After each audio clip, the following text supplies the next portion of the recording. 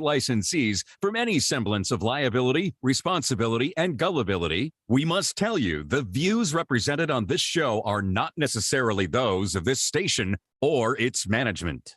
This radio show contains differing points of view on current political topics, and due to the nature of its contents, it should be heard by everyone. Thank you for listening. 3, 2, 2, 1. Now live from the Devil Radio Studios in Madison, Wisconsin, where the political party is just beginning. Welcome to the Devil's Advocate Show. Friends proving it's never personal, only politics. Please allow me to introduce myself. Here is your host, Mike Crute. Welcome to the Devil's Advocates Radio Show, the Thursday edition. And it is a very big day, Fancy Brian. It is KBJ Confirmation Day up in here. Congratulations. Yeah, absolutely. Congratulations to KBJ. How you doing, Evan? Here in Madison, lightly screening your calls all day long. 844-967-2789. I'm turning up my headphones. Want to hear my sexy voice? Just a little bit more. And also the sexy stylings of my very soon guest, John Nichols from The Nation. He's joining me 3:30, bottom of the hour, as they say in the biz. And I got a lot of political fodder for the day, but I think we have to start with KBJ. This is a historic day, and the nominee was with the president at the White House. And we saw the pictures of her as they were being released. Not live video, at least that maybe it exists, but I haven't seen it yet. Not the real time. But as she was confirmed in the chamber, I was watching, and Kamala Harris, the vice president, also the Senate president, she was presiding over the chamber. And as the confirmation was acknowledged, the vote of the confirmation of KBJ to the court was acknowledged, the court burst into cheers. I mean, it was long. It was a couple of minutes, just cheers going on in the chambers. And then there was a question of procedure. And Chuck Schumer, the majority leader, came to the podium and said, well, the good news is there's not a quorum to answer that question. Because I don't think there were any Republicans in the room. I mean, there might have been, but I didn't see them. So this became a very partisan day. Shouldn't have been. I mean, this very qualified nominee, now Supreme Court Associate Justice in waiting. And I would point out, she's not going on the court this week. It's going to be a couple months, perhaps. Breyer still gets to serve out the term, the current Supreme Court Justice term. The session ends in like late June. We'll see. In other words, we'll see. But he's sticking around through the completion of the summer session. And then she will join the court at the retirement of Breyer. Here's how the Hill.com is reporting it at this hour. Where do we start? The Senate made history on Thursday when it confirmed Judge Ketanji Brown Jackson, call her Justice Jackson, to the Supreme Court, handing President Biden a significant win. Jackson's ascension to the country's highest court breaks multiple barriers. She was the court's first Black female justice and its first former public defender. Now, here was the vote. And this has not been in doubt, at least not for a few days. 53 to 47, meaning 3 Republicans joined the ranks. They included Senator Susan Collins, Maine, Lisa Murkowski, Alaska, and Mitt Romney from Utah. They bucked their party and voted to confirm her. Senate Majority Leader Charles Schumer touted Jackson's nomination day as joyous, momentous, and a groundbreaking day. I think we've got the sound, a little bit of sound. Some from before the vote, a couple of procedural votes, and then the confirmation vote. Let's play the sound, Fancy Brian. Let's give it its due. Let's start with Chuck Schumer, again, the majority leader, before the vote. Let's start at cut 10, and let's see what we got to work with here. Cut 10, please. This morning, we will vote to end debate on the nomination of Judge Ketanji Brown Jackson to be a justice on the United States Supreme Court. And later this afternoon, the Senate will fulfill its constitutional duty to finally confirm this remarkable and groundbreaking jurist. Yeah, it was a foregone conclusion. People had shown their cards long before today. More Chuck Schumer. Cut 11, please. Every step of the way, the judge has proved herself exceptionally qualified and thoughtful and prepared to serve on the court. Yes, I concur. It's a giant step. Cut 12, please. I'm sorry. It's truly a joyous day. Joyous for the Senate, joyous for the court, joyous for America. Looks like we went to 13. Okay, fair enough. Mitch McConnell, the minority leader. Well, you know, the turtle had something to say. And let's hear from him. You know, I don't need to hear a lot, but just a little. Here's a little of the turtle spice. Cut 15. When Republican presidents make Supreme Court nominations, the far left and the media meltdown. Absurd allegations, conspiracy theories, cheap gimmicks, and apocalyptic rhetoric are all guaranteed. But when Democratic presidents make nominations, Senate Republicans inquire about past rulings and judicial philosophy. And then ask about being pro-pedophile. Is that what they were doing, Mitch? Just being respectful of the nominee. Cut 16, please. The minority leader, you know, a little fork in the road. Cut 16. Judge Jackson will quickly face a fork in the road. One approach to her new job would delight the far left. A different approach would honor the separation of powers and the Constitution. The soon-to-be justice can either satisfy her radical fan club or help preserve the judiciary that Americans need. Well, I'd like to declare myself the president of the radical KBJ fan club because I'm a big fan, Mitch. I really am. One more from the minority leader before the vote earlier today. Judicial activism. I see hallmarks of judicial activism in Judge Jackson's record. Therefore, I will vote no. Nevertheless, our Democratic colleagues are on track to confirm our next Supreme Court justice. And they did. And that's got to sting just a little. But let's not forget, this does not change the makeup of the court. It's still a 6-3. I mean, Republicans losing their mind because they've only, got a 3-vote advantage on the court. And of course, the justice that could have changed the dynamic of the court would have been Merrick Garland. Merrick Garland was a centrist.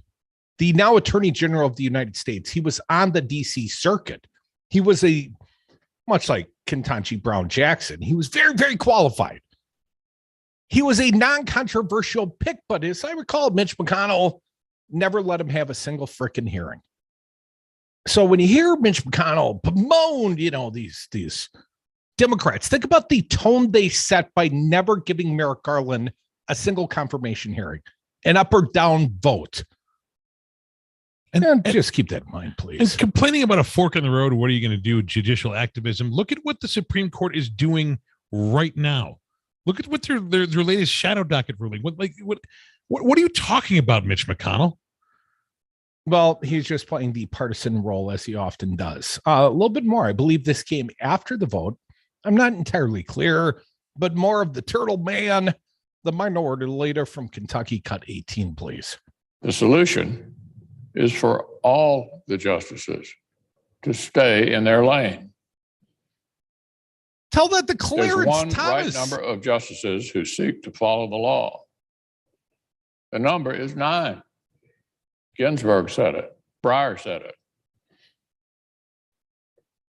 There's one right number of justices who seek to make policy. 0.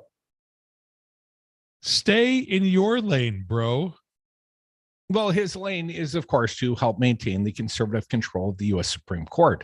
He did that in no small part by blocking the nomination and the confirmation of Merrick Garland, because that was the swing vote. That's where the 5 would have shifted from the conservative bloc to the liberal bloc.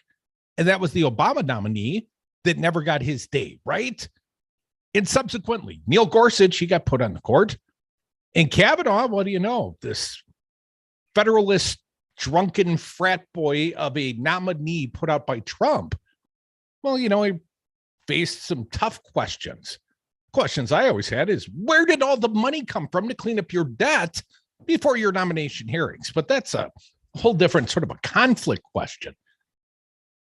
And then there was Coney Barrett, right?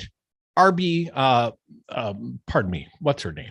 Help me out. Ruth Bader Ginsburg. Yes, thank you.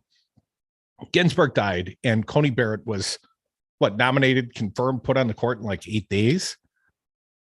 So if the tone of the Democrats doesn't suit y'all fancies, Senator McConnell, I mean, let's at least not be disingenuous in how we got there. Let's go quickly. Senator Chuck Schumer, the majority leader, post-vote, I believe, cut 22. This is a wonderful day, a joyous day, an inspiring day for the Senate, for the Supreme Court, and for the United States of America. More from Schumer, public defender she was, as Yoda would say, cut 23. We should take a moment to note that Judge Jackson will be the first and only justice with experience as a public defender. We're proud of that, and America is proud of that.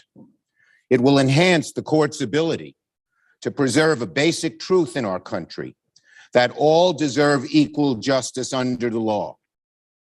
And perhaps most importantly, Justice Ketanji Brown Jackson will act as a role model. Cut 24, please.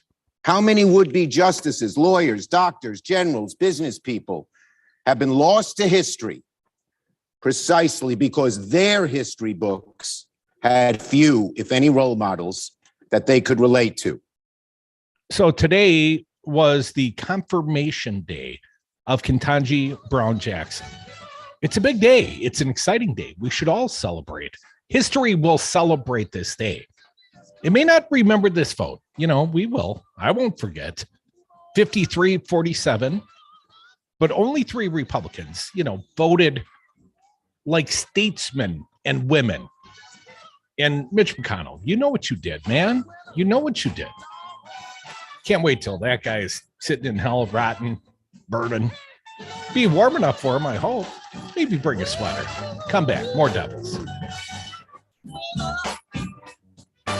Nobody can even begin to imagine what a completely scorched earth Senate would look like. Judicial system! Make it the greatest radio show ever. The Devil's Advocates is my passion. It must be. I've been doing it for a decade. Running 2 Wisconsin radio stations, providing the only platforms of truth and resistance against fascism in a critical swing state. That's a vital mission and a tremendous responsibility. And it all costs money. So support the mission and the show. Join and give at patreon.com at the Devil's Advocates Radio. Help me change hearts and minds and just maybe save democracy. President Trump lost the election. Joe Biden won the election. Collectively, Republicans got 1.661 million votes, 51,000 more votes than Trump got. He exhausted his cases. He exhausted the court challenges. All the Republicans voted for Trump the way they voted for the assembly candidates. He would have won. It was not rigged. It was not stolen. Donald Trump lost the election. Joe Biden won the election. It's really clear. This message was paid for by the People for People Corporation. Donate online at p4ppc.org. The Devil's Advocates, because freedom. But Tom, we've been following a couple of big stories this week. Truck convoy leader has no idea where he is and is driving in circles around I-495. He didn't know precisely where he was going anyways or where he was at the time. Apparently, he put the convoy back on the road, headed back up north, and now he's back in Scranton. So I totally would have protested this tyranny, but damn, the traffic was so bad. Follow the Devil's Advocates on Facebook and Twitter. Treat yourself to some Wisco Home Goods natural lotions or sugar scrub in 2022. I'm Don, one of the owners of this family-owned Midwestern business in Madison, Wisconsin. Our natural hand soaps, lotions, and sugar scrubs offer you the luxury you deserve. Wisco Home Goods self-care products come in a variety of scents you're sure to love. So go on, add a little pampering to your daily routine. Order at wiscohomegoods.com. Natural, healthy, nourishing self-care and more at wiscohomegoods.com. I don't know if you know the Devil's Advocates, but the show is kind of a big deal. Welcome back to the Devil's Advocates Radio Show, the Thursday edition, the KBJ Confirmation Day edition. President Joe Biden did tweet out a selfie with the newest Associate Justice. I guess the tweet, the text of the tweet. Judge Jackson's confirmation was a historic moment for our nation. We've taken another step towards making our highest court reflect the diversity of America. She will be an incredible justice, and I was honored to share this moment with her, selfie style, because that's what the kids do these days. They take selfies. So anyways, that's what the president did with his nominee, now Associate Justice, or soon will be, Ketanji Brown Jackson. A big day, I think. I want to hear from you. The phone lines, they're open, 844-967-2789. Starting today with Jack from Merrimack. Jack, welcome back. What do you got? Well, let's see. McConnell and the Republicans. Yeah. First of all three of the nominees rammed onto the court during Trump's term they didn't really have a background check on them. They were just recommended by the Federalist Society, so they just put them on the court. And what do we get here? Well, first of all, I would argue unconstitutionally, McConnell didn't even bring Obama's nominee to the Senate. Thus, I would say that Gorsuch is unlawfully appointed. The second justice, well, he was sometimes I drink too much beer, special and an accused rapist. And the third one is even better. That would be Coney Barrett. And I'd call her an alt-Christian nationalist. Her statement, a legal career is but a means to an end, and that end is the building the kingdom of God. Now, you can see that she's going to really take to heart the Establishment Clause of the First Amendment. He's done everything possible to derail an extremely qualified nominee, McConnell has, and he promised that if he ever gets back in control of the Senate again, he will again ignore any Supreme Court nominee Biden puts up. This guy is just simply evil. I'm sorry. Well, and anyway, I suspect he would. Don't you, Jack? Don't you think if there was another nominee to be had, if any of the justices, God forbid, were to die between now and even the midterms, well, there's no way that the Republican Senate or those in the Senate are going to allow it to move forward. And we have a 50-50 tie, right? So theoretically, between now and the midterms, you could push possibly another justice through. But after the midterms, if you lose the Senate chamber, basically the chance to impanel another justice, regardless of the circumstance, I think it's dead in the water, Jack. I don't think Biden would get another Supreme Court pick unless it happens, like this summer.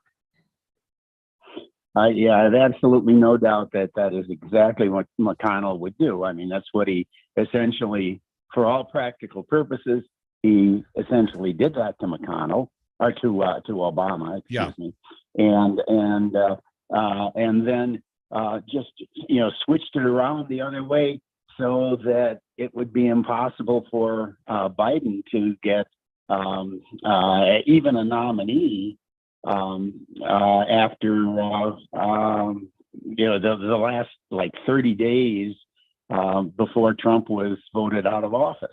I mean, this guy is just something else. He's like the old Pharaoh. So let it be written, so let it be done. He has his iron hand over the Republicans in the Senate. Not that most of them wouldn't follow it anyway, but this is potentially a problem. We got to start with Rojo and get him out and get more Democrats in the Senate. That's sound like you're wrapping up, Jack. Hope I didn't cut you too short there. I absolutely agree.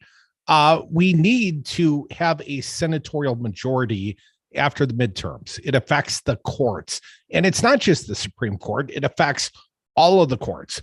Because let's not forget, during Obama's presidency, they held 140 federal judicial vacancies for Donald Trump. For Donald Trump, here in the state of Wisconsin, the circuit court, the Wisconsin member of the circuit court sat vacant for like 6 years because Ron Johnson wouldn't allow, anyone to get on that court. And most recently, we see it happening here in the state of Wisconsin. Ron Johnson will not allow Congressman Mark Pocan's brother to be seated on the Green Bay circuit of the federal courts, because he doesn't currently own a house in Green Bay, and that's a big problem. Lives outside Green Bay in like Shawano County. So, it's so disingenuous. But I look at the example of Merrick Garland. That was like the first coup.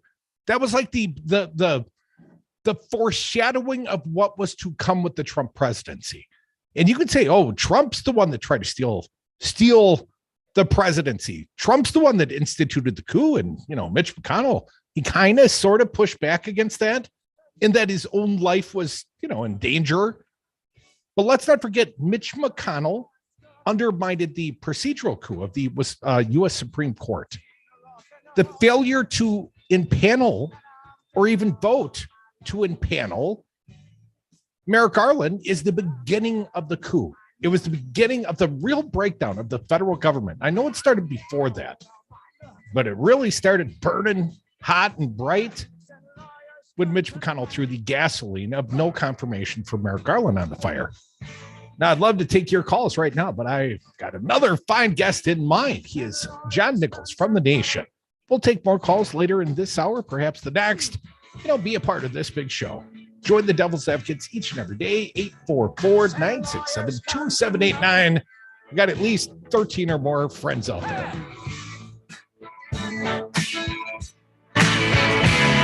Send lawyers, guns, and money. Oh!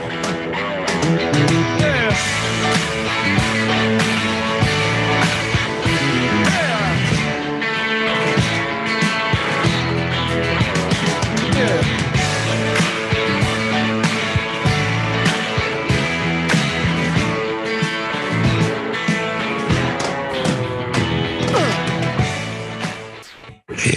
Nowadays, these partisan feelings are so strong that people have lost any sense of justice. There's a special place in hell for Republicans who should know better.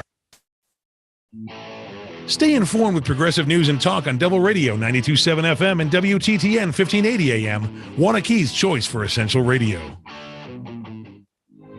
I'm sick and tired of the pro-choice versus pro-life argument. It's past time we get honest with each other. Pro-choice or forced birth. That's what we will have if we take away the ability of women to make choices for their own bodies, their own futures. Send me to the U.S. Senate and I will vote to codify Roe v. Wade. I will vote for the autonomy of women. You can find my position on all the issues at PekarskiForWisconsin.com and follow the campaign on Facebook and Twitter. This ad paid for by Pekarski for Wisconsin. This is Pat Slattery of Slattery's Automotive Service in Verona. Established in 1973, I've been servicing and repairing cars in the Madison community for nearly 50 years. You can trust me to tell you what your car really needs and fix it right the first time. Give me a call at 608-848-6123 to schedule an appointment today. Slattery's Automotive Service, your trusted choice for local service and repairs for all your automotive. Coronavirus update. I'm Ben Thomas with an AP News Minute. There's been no change in the trajectory of COVID-19 cases in the U.S. Johns Hopkins tally shows new daily cases averaging just over 27,000 per day. Deaths now down to 526. But there's been a spate of cases among the prominent in Washington, D.C. House Speaker Nancy Pelosi, the latest testing positive. AP Washington correspondent Sagar Meghani has more. The past 2 days, Pelosi appeared maskless at events with President Biden. The White House says they were brief interactions, and per CDC guidance, he is not considered a close contact, noting the president tested negative last night. Pelosi was not among those attending a Washington gala Saturday. More than a dozen people who were there have now tested positive. Sagar Meghani, Washington. Finally, the World Health Organization says up to 65% of people in Africa have been infected. I'm Ben Thomas. Welcome back to the quickest podcast ever, brought to you by Kohl's. Today's topic, Easter style. I love when everyone's dressed in their Easter best. Then you need to check out the deals at Kohl's. I got 25% off the perfect floral dress, a new shirt for my husband for only $34.99, and got 25% off outfits the kids are going to look adorable in. Cue the family photo op. Exactly. Did I mention you can also get an extra 30, 20, or 15% off with your Kohl's card and earn Kohl's cash? Looks like somebody hunted down the savings. Select styles, 30, 20, or 15% off around April 16th. Some exclusions apply. See store or Kohl's.com for details. You're always up for some fun with the family, so you order the essentials, a new board game, some baking supplies, and even a new projector for outdoor movie night. And with the Bank of America customized Cash Rewards credit card, you can choose to earn 3% cash back on online shopping, which could increase to up to 5.25% as a preferred rewards member. Rewards which you can put toward an extra treat that everyone will enjoy, like an old-fashioned popcorn machine. Visit bankofamerica.com/more rewarding and apply now. Copyright 2021 Bank of America Corporation.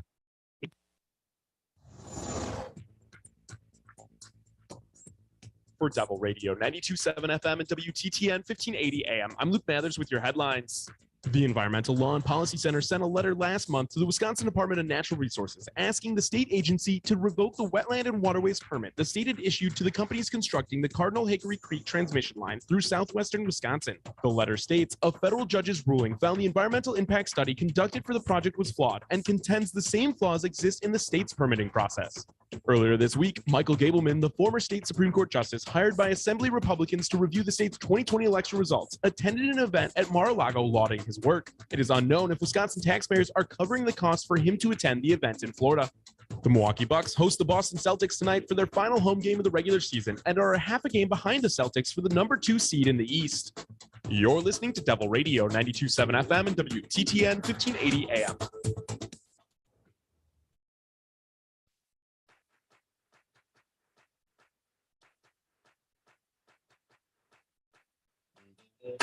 Grass-fed, locally raised, 100% organic. The Devil's Advocates. Welcome back to the Devil's Advocates Radio Show, the Thursday edition. It just got better. I am joined live via phone by John Nichols from The Nation, friend of ours. John, welcome back, man. Traveling for a while, but back on the terra firma of the United States of America. Back in the U.S., back in the U.S., back in the USA. Well, John, you were missed by me and the audience. I did consider booking you a couple times, but glad to have you back. John, you know, today is a historic day, and the nominee has now been confirmed. She's not yet impaneled on the Supreme Court, but Ketanji Brown Jackson will join the court. John, were you ever in doubt? Was this day ever in doubt that she would actually be confirmed in your mind, sir? She was such a remarkably qualified nominee, arguably the most qualified nominee in recent decades, that it was hard to see how she wouldn't get united support from the Democrats. And because the Democrats have 50 members of the Senate and then a tie-breaking vote from Vice President Kamala Harris, I always anticipated that this was likely to go through. But it is significant that Judge Jackson received 3 votes from Republicans, Lisa Murkowski, Susan Collins, and Mitt Romney. And I think that is maybe not a surprise, but it is certainly a good sign in these incredibly divided times that President Biden came up with a nominee who could not only unite the Democrats, but get through Republican votes. Well, and John, in no small part, it was the fulfillment of a campaign promise as well. I mean, Joe Biden ran for the presidency saying, you know, given the opportunity, he would impanel a Black woman on the court. Promises kept, John.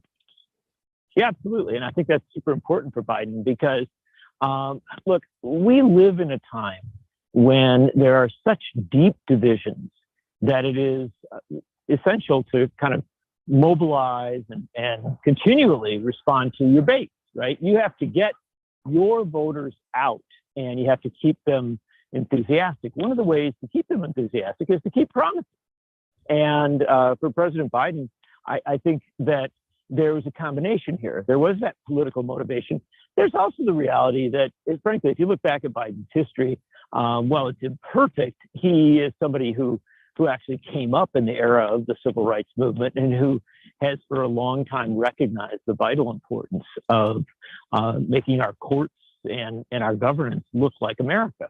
And so it's not surprising that he kept his promise. It's heartening, and it's also encouraging, because I do think that there's great enthusiasm for Judge Jackson's nomination. And that's certainly true among Black women and certainly true in the Black community. But I think it extends far beyond that. I do believe that a tremendous number of progressive Americans and, just thoughtful folks across the country were genuinely impressed by her when she made her presentation to the Judiciary Committee. So this has turned out to be a positive for President Biden. John, it's a win for President Biden. Will he see any bump in the polling, do you think? And I mean, who cares? He's 2 years out, but obviously it's the midterms, John. The midterms are just around the corner. Joe could use some victories here. Yeah, he could use some victories, and this is a beneficial one. I'm not sure that it's going to move the needle in a big way today or tomorrow. There are a lot of other factors in play, and frankly, this has proven to be a pretty fast and relatively, acknowledging the ugliness of some what the Republicans said on the Judiciary Committee, but a relatively easy nomination fight. So my sense is that you're not going to see a big bump for the president because this confirmation occurred. But what you will see is, in addition to the, for lack of a better term, the arsenal of arguments that Democrats can make going into the November election, that they make promises, they keep them, and if they had a bigger majority, they could do even more. Folks, you are listening to the Devil's Advocates Radio Show. I got my good friend John Nichols returned to the USSA. John, this does not move the needle of the court. Breyer, the retiring justice, was quote unquote a liberal. This new justice, KBJ, is already being described as a liberal. We don't yet know how she'll rule. But she was a liberal selection, quote unquote, joins the minority liberal bloc. But John, here's sort of a theoretical for you, sir. The original coup. We've talked about the January 6th coup quite a bit. We've talked about the actions of the former president. What about the failure to ever give Merrick Garland a confirmation hearing and breaking the sort of democratic norms? John, do you see that as sort of a foreshadowing of what came through the Trump presidency and still continues to this day? You lose an election, you don't like the outcome, you do whatever you have to do through any means necessary. It's an interesting analysis, because it is true that Mitch McConnell and the Republicans in the Senate did break the norms as regards Supreme Court nominations. They basically started to write a new set of rules, and that had a profound impact. This would be a different court if they had simply followed traditional rules. And so, yeah, I do think there's an argument that the Republican Party has adopted an approach that is much closer to a by any means necessary theory than a follow the standards and practices that have long existed. So that does obviously give grounds for concern, and it becomes a factor in the midterms, because again, the argument can be made that if Democrats lose control of the Senate, Joe Biden will never get another nominee onto the Supreme Court, and that is a serious matter. I'll say one other thing, though, that I think is important. You did, of course, appropriately point out that Judge Jackson is going to replace a so-called liberal justice. But I think that it's always important to understand the dynamics of the court. And as Chief Justice John Roberts has kind of moved toward a modestly more moderate position, there are options on this court that may not have existed in the past to build coalitions and develop relationships. When you have a small number of people, those relationships can really matter. And so I think that Judge Jackson's style, her approach, and her tremendous knowledge of the law may make it possible for her to have an influence that perhaps Justice Breyer didn't have. And so this, even though it's a conservative court, I think this change could be a good one for at least some issues. And I think that's particularly true as regards Bill of Rights concerns, civil liberties, and maybe even criminal justice reform. John Nichols from The Nation. You were traveling, John, when a lot of the Ginny Thomas stuff came to the forefront. The reporting came out, the Meadows text, and it would seem very clear that her husband has been conflicted, even in some of the specific executive privilege rulings he made. He was the one in the 8-1, John. So let me ask you, I know that some of our progressive friends, they want to pound at Thomas's ass. They want to pound the flesh. Impeach if you must. Resign now. I think AOC said something to the effect via Twitter. John, they all seem like feckless threats. We cannot make the man recuse. We cannot make the man vacate. And short of him getting hit by a bus, I think he's probably Justice Thomas for a good long time. Well, first and foremost, let's be clear that Justice Thomas did wrong.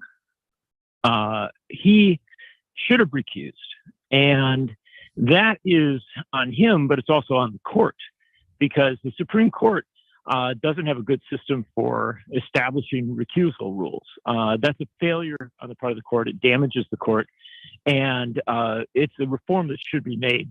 That could happen theoretically if Justice Roberts were able to get a majority of the court to lean toward or to accept a better recusal system. I'd love to see that.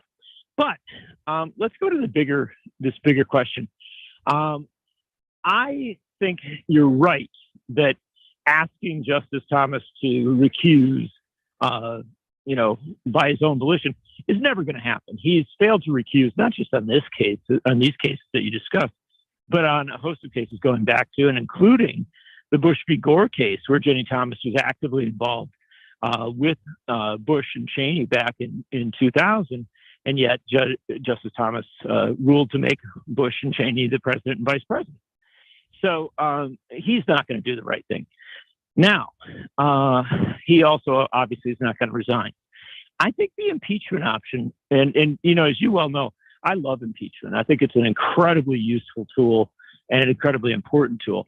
And one of the values of impeachment is, even if you don't succeed in forcing someone off the court or forcing someone out of the White House, an impeachment process is a very good way to focus on the fundamental issues that are in play, and to frankly potentially shame and pressure the person that you're discussing. And so I have no problem with AOC and Ilhan Omar and others advocating for impeachment. I think it's a good thing. And I also think that there should be a Senate investigation, inquiry, whether it's in an impeachment context or otherwise, of Justice Thomas, because what he has done is damaging, not just to the court, but frankly to our democracy. You cannot have justices who are ruling in cases involving their close family members or potentially involving their close family members and not have a diminution of respect for the court. No, you make an excellent point, John. The senators from our home state, both you and I live in Wisconsin, John. Tammy Baldwin, she was a yes. And Ron Johnson, no big shocker, he was a no against this nominee, Ketanji Brown Jackson. I would point out, John, and you know this, that part of his last reelective campaign, Ron Johnson's last reelective campaign, was basically to block the confirmation of Merrick Garland. That was a big part, let the voters decide. Well, he won re-election, and obviously Neil Gorsuch eventually won nomination to the court and wasn't paneled on the court, and helped keep the makeup of the court conservative just in time for Donald Trump's presidency. So, John, I want to know, has any of this started sinking in with the Wisconsin voters? Tammy Baldwin handily won re-election. Ron Johnson, at least in the polling, is not very popular. John, do you think there will be any electoral price to pay for his vote in the midterms, talking about Ron Johnson's vote? Yeah, I think it could have some impact. Remember, Ron Johnson has tried very hard over the years to kind of neutralize his negative or bad image with voters, across the political spectrum, but including voters in the Black community. He's even done TV ads that suggest that he's very engaged and very concerned and such. And so I think here you have a tangible vote by Ron Johnson against a highly qualified, exceptionally well-prepared nominee for the U.S. Supreme Court, who happens to be a Black woman. And I do think that has some potential to remind people that Ron Johnson will not do the right thing in any circumstance, and that includes in efforts to create a more diverse and reflective of America U.S. Supreme Court. So, it could have some impact, but I will go back to that core concept. We are a deeply divided nation. We are a deeply divided state. And Johnson is clearly running for re-election with a sort of a base building strategy, a strategy that is all about mobilizing a very high turnout of very conservative Republicans. And the counter to that is not necessarily to try and switch voters who might be deciding between Johnson and a Democrat, because I don't think there are going to be that many, but more importantly, to mobilize Democratic voters. And my sense is that, again, as we discussed a moment ago, the confirmation of Judge, soon-to-be Justice Jackson, I think does have some positive impact for mobilization of Democratic voters. John Nichols, my fine guest. John, you're going to stick around, aren't you? One more segment? I just wouldn't miss it. Well, that's great, man, because I want to ask you about a couple of locals going down to kiss the ring at Mar-a-Lago. Gableman and Tommy Thompson. More Devil's Advocates. Yeah. My favorite Badger, John Nichols. We'll be right back. I don't feel like my time here. He's running first, second, third. He stopped between third and home. What the heck? Ooh, that's not the time to stop. And now's not the time to stop wearing a mask. Vaccines are a game changer, but the game's not over. Mask up until you're vaccinated. Let's finish strong. For more information, please visit cdc.gov/masks. A message by CDC and the Ad Council. Spruce up your home with soy candles from Wisco Home Goods. I'm Don, one of the owners of this family-owned Midwestern business in Madison, Wisconsin. Our candles are 100% sustainable and come in a variety of unique blends and scents. Did you know our candle jars are also double old-fashioned glasses?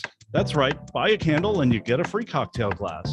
Check out our blog at wiscohomegoods.com/blog for more information. That's wiscohomegoods.com/blog. Save the $2 on tomorrow's paper. Listen to the Devil's Advocates today. My senator and yours, Ron Johnson. See a big story about him at the Hill this week in Hill.com. Wisconsin Democrats and Republicans both want Ron to run, but for different reasons. I think some Democrats think, oh, he's just so crazy. Of course we'll beat him, which is what they said about Trump too. Miss that guy? Not much. Not much. He used to come around. Check out the entire podcast library at darnwi.com.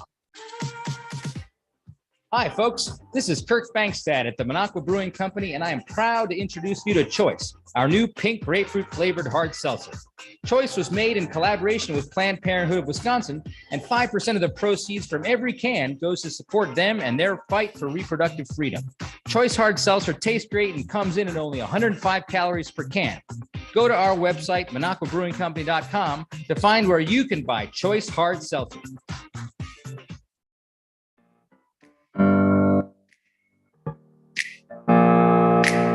The Devil's Advocates, making radio great again. Welcome back to the Devil's Advocates radio show. Trying to do two things at once. My brain doesn't allow me to do that. I'm not multifaceted like my fine guest, John Nichols from The Nation. John, I appreciate you sticking around for a little bit longer, sir, because I got a few more questions for you. John, let's talk about the Wisconsinites heading down to Mar-a-Lago of late to kiss the Cheeto Messiah's ring or ass or whatever you do down there. But Gableman, Michael Gableman, the Washington Post reported, was sort of the guest of honor at the Fraudathon down at Mar-a-Lago this week, John. And he was embraced by the former president and the paying attendees. But John, what do you think about the appropriateness, and what do you think the chances are you and me and the taxpayers of the great state of Wisconsin paid Gableman's attendance down at Mar-a-Lago? Well, because we're focusing on it, they may decide to come up with another model for covering the former justice's travels. But we know that he's traveled around the country to other fraud fests, if you will, on the taxpayer dime. So you can rule nothing out. What is important is that, this charlatan claims to be running an independent investigation into the 2020 election.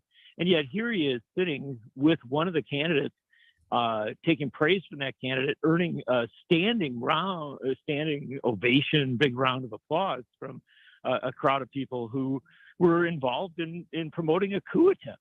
And so it's another reminder that Gableman shouldn't be anywhere near an official investigation, let alone running one. And I do think that, perhaps this is such a shameless move that it might, and I really emphasize that we certainly have no certainty on this, cause Robin Voss to recognize that continuing to pay Gableman huge amounts of money out of the taxpayers' treasury is a terrible move. Well, it's a terrible move, but no skin off his ass, John. Gableman was apparently has now been let off the hook for all his deleted text and emails. He had his own little contempt of court action. And Gableman's response after the experts said, well, effectively, it's been 6 to 9 months, and any text that had been deleted are long since off the phone. Well, he's declaring that utter vindication over a liberal Dane County judge. I mean, the Speaker of the Wisconsin Assembly was just held in contempt of court, John, and he's calling that a victory. Yeah, look, Robin Voss is pretty shameless and also pretty shameful, and you're seeing the evidence of it again and again. The weird part about it is that you're undoubtedly right. I mean, I like to hold out the view that Voss, might somehow be pressured to do the right thing, but as we know, I think he might even be facing a primary challenge from somebody who thinks he's not extreme enough. So the end result is that if you want to get rid of Gableman, I do think that it's a very good move might be to shift control of the assembly. Folks, you are listening to the Devil's Advocates radio show. I got my good friend John Nichols from The Nation magazine. Just a few more minutes. But John, I got to ask you about the perhaps more troubling visitor down to Mar-a-Lago, the former governor of the state of Wisconsin. I don't mean Scotty Wanker. I mean Tommy Thompson, elected 4 times to the governor's office here. And he I was a little excited about the news, John. In some weird way, I think of Tommy Thompson. I harken back to simpler, less divisive, less polarized times. But the fact that he would consider running for governor again, and one of the first check boxes was to go to Mar-a-Lago. John, I know your other gig, the Cap Times, has got a top of the page editorial on that very topic. I know that this is troubling to many, many people. What's your take, my friend? Well, look, the reality is that Tommy Thompson has earned a reputation in Wisconsin as a very competent administrator. And his governorship certainly had its controversial moments. And I'll remind you, the Capital Times never endorsed him for governor in the 4 runs he made. But, he managed the state well. He actually did some bold things like establishing Badger Care. Even more importantly, since he has been governor, since after his governorship, his role at the Department of Health and Human Services during the Bush administration marked him as one of the more moderate members of the Bush administration. And his leadership at the University of Wisconsin system in the last few years has been, it's gotten almost universal high marks. And so you end up in a situation where Thompson has almost an ideal resume, right, to be a nominee for governor of the state. Doesn't necessarily mean that you or I would support him, but it does mean that he's certainly a credible contender. And I do think he undermines that credibility by going down and, doing the now kind of standard bow and scrape with Donald Trump down at Mar-a-Lago. It's embarrassing, frankly. Thompson is a skilled and capable politician. Trump is this pathetic wreck of a man who tries to steal elections. And so I wish that Thompson hadn't made that trip. But I also will tell you from just a pure political analysis standpoint why he did it. If he is even entertaining the idea of running for the governorship and he intends to seek the Republican nomination, he can't do so with Trump actively opposed to him. What he would want, I would think, would be for Trump to stand down, to not make an endorsement and just kind of let the primary go where it would. And so I think that's a big part of why Thompson went there. It's not to let him off the hook. I don't think he should have done it, but I do think that explains why he did. Do you think the Trump endorsement actually has any clout? I think we'll find out in the case of Purdue and Kemp in Georgia. They've got their gubernatorial primary next month. And I think that Trump's going to be exposed as a charlatan once again. I mean, a political charlatan, in that his endorsement doesn't have the clout it used to. Or do I read the tea leaves wrong, do you think, John? Well, we don't know, my friend. I do think that that's a bit of a complexity because there in Georgia, you've got an incumbent Republican governor who's actually incredibly conservative, running against a defeated former Republican senator. And so it's a measure and an important one of Trump's political power. But there are going to be a lot of other measures this year. And I do think that Donald Trump's endorsement does carry at least some weight.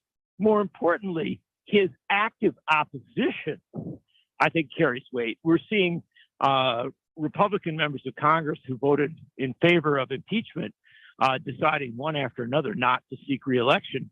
And I think a big part of that is that they know that if they're on that ballot, they're going to have Trump going after him with everything they've got. Now, the big measure of the power of Trump's endorsement is going to come in the Wyoming primary, where Liz Cheney is on the ballot. And that's going to be a really big deal and a very important measure. We'll see how strong Trump's endorsement is. But still, the bottom line is that I think that whether candidates want his endorsement or not, they don't want him out there on a regular basis trying to tear them to shreds. And John, if you want to ask somebody about that, ask Scott Walker. Got to end it there. John Nichols, my good friend from the nation. Hour 2 is next. More Devils. Well, let's give him credit. At least he didn't spike himself. When you buy, you save at Knuckleheads. The Knuckleheads Vape Club and Wellness Club offers savings for using products you already enjoy. Knuckleheads also has savings like buy 2, get the 3rd disposable vape 50% off, buy 4, get 1 free on all cigars, and daily deals on all your favorite products. Visit Knucklehead CBD and Vapes, located in Madison on 520 State Street, or shop online at knuckleheads.shop. When you buy, you save at Knuckleheads. The greatest radio show ever could be your greatest advertising investment ever. Partner with the Devil's Advocates and activate our loyal, educated, and engaged audience today. In-show interviews and sponsored special events considered across Wisconsin. Affordable digital and terrestrial ads available in Chicago and Minneapolis and directly on the Devil Radio app. Make a deal with the Devils and get the Devil's Advocates bump to your bottom line. Call or text 844-967-2789 today. You are listening to WTTN 1580 AM Columbus, W224 EG Madison, always streaming on the Devil Radio app. AP News, I'm Ben Thomas. The U.S. Senate has shattered an historic barrier. AP Washington correspondent Sagar Magani has the story. The yeas are 53, the nays are 47. And this nomination is confirmed. Ketanji Brown Jackson confirmed as the Supreme Court's first Black female justice. This is a wonderful day A joyous day, an inspiring day. Top Senate Democrat Chuck Schumer pumped his fists as the Senate chamber cheered. Just 3 Republicans voted for Jackson, with Ted Cruz, among others, blasting her as soft on crime and as a far-left activist seeking to remake America from the bench. It's a nomination that jeopardizes the constitutional rights of every American. Jackson was at the White House watching the vote with President Biden, who hugged her. Sagar Magani, Washington. Also at the Capitol, Congress has overwhelmingly voted to suspend normal trade relations with Russia and ban importation of its oil. Meanwhile, European Union nations have approved an embargo of Russian coal imports. It all follows evidence of atrocities emerging from war zones in Ukraine. And Ukraine's Foreign Minister Dmytro Kuleba says Russia's offensive in eastern Ukraine is intensifying. The battle for Donbas will remind you of Second World War, with large operations, maneuvers, involvement of thousands of tanks, armored vehicles, planes, artillery. This will not be a local operation based on what we see in Russia's preparations to it. The United Nations humanitarian chief says he's not optimistic about a ceasefire. He's been shuttling between Moscow and Kyiv. Treasury Secretary Janet Yellen says more government regulation of cryptocurrency is needed to ward off fraud.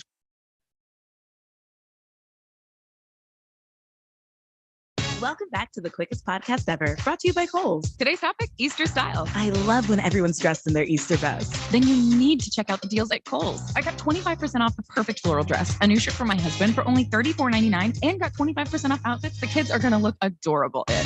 Cue the family photo op. Exactly. Did I mention you can also get an extra 30, 20, or 15% off with your Kohl's card and earn Kohl's cash? Looks like somebody hunted down the savings. Select styles, 30, 20, and 15% off ends April 16th. Some exclusions apply. See store or Kohl's.com for details. You're always up for some fun with the family, so you order the essentials, a new board game, some baking supplies, and even a new projector for outdoor movie night. And with the Bank of America customized Cash Rewards credit card, you can choose to earn 3% cash back on online shopping, which could increase to up to 5.25% as a preferred rewards member. Rewards which you can put toward an extra treat that everyone will enjoy, like an old-fashioned popcorn machine. Visit bankofamerica.com/more rewarding and apply now. Copyright 2021 Bank of America Corporation. Devil Radio 92.7 FM, covering all the malarkey you can handle. When we built the Devil Radio World Headquarters in Madison, it was filthy with construction dust, a real mess. I called Magnific Cleaning Services and they made it shine. A few days later, we moved in and created a whole new mess. Magnific Cleaning Services made it shine again. Now Magnific Cleaning Services is the only cleaners I trust with the keys to my company. They clean Devil Radio affordably and with great attention to detail. Find them online at magnificservice.com for a free estimate. Tell them Devil Radio sent you.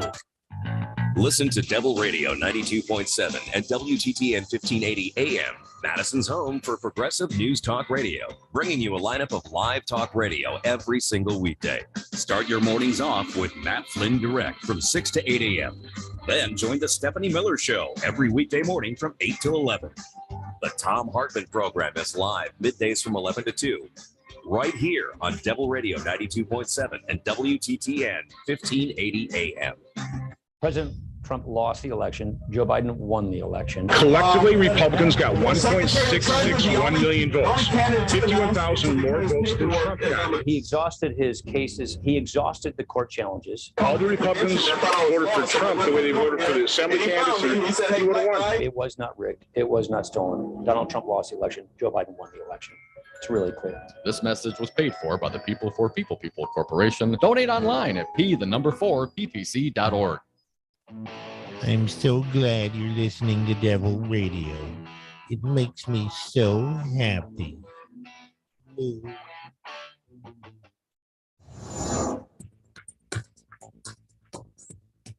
For Devil Radio 92.7 FM and WTTN 1580 AM, I'm Luke Mathers with your headlines. According to Kathleen Gallagher, the executive director of the Five Lakes Institute, a nonprofit that is working to bolster technology in the Great Lakes region, Foxconn's tactics of stalling development at the Mount Pleasant site may be a ploy to avoid a $30 million tax bill in 2023.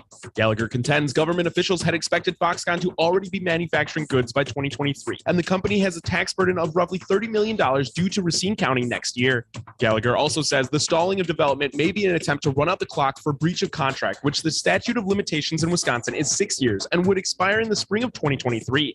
Cloudy skies in the forecast today with a 60% chance for showers throughout the day, winds up to 15 miles an hour and a high of 41 degrees. Cloudy with a mix of snow and rain expected this evening with an overnight low of 32 degrees. You're listening to Devil Radio 92.7 FM and WTTN 1580 AM. Devil Radio programming is produced live in the Solidarity Realty Studios. Find them at solidarityrealty.com. Solidarity Realty. There is an alternative. Warning, you are about to listen to the greatest radio show ever. And due to contractual obligations and to shield our airwaves and corporate licensees from any semblance of liability, responsibility, and gullibility, we must tell you the views represented on this show are not necessarily those of this station or its management. This radio show contains differing points of view on current political topics, and due to the nature of its contents, it should be heard by everyone. Thank you for listening. 3, 2, 1. Now live from the Devil Radio Studios in Madison, Wisconsin, where the political party is just beginning. Welcome to the Devil's Advocate Show. Friends proving it's never personal, only politics. Please allow me to introduce myself. Here is your host, Mike Crute. Welcome back. Hour 2 of the Friday Eve edition of the Devil's Advocates Radio Show. I want to thank my most recent guest, a fine one. Squeezed every second we could with John Nichols from The Nation. John, always appreciate when you come around. Glad to have him back here in America, where we live. He was traveling, if I had made that note. And hour 2 is certainly going to be for your phone calls. I'm making lots of time for the callers. So start lining up in the queue at 844-967-2789. And I'm going there in just a moment. But here is the headline of hour 2, where we're starting. Donald Trump's got one big regret from January 6th. And according to Chris Saliz at CNN, his one regret will shock you. So sort of a clickbait headline. But you got to wait for your shocking for just a minute, because we're going to some very patient callers. Angie from Monroe, you are first this hour. Welcome. What do you got for us?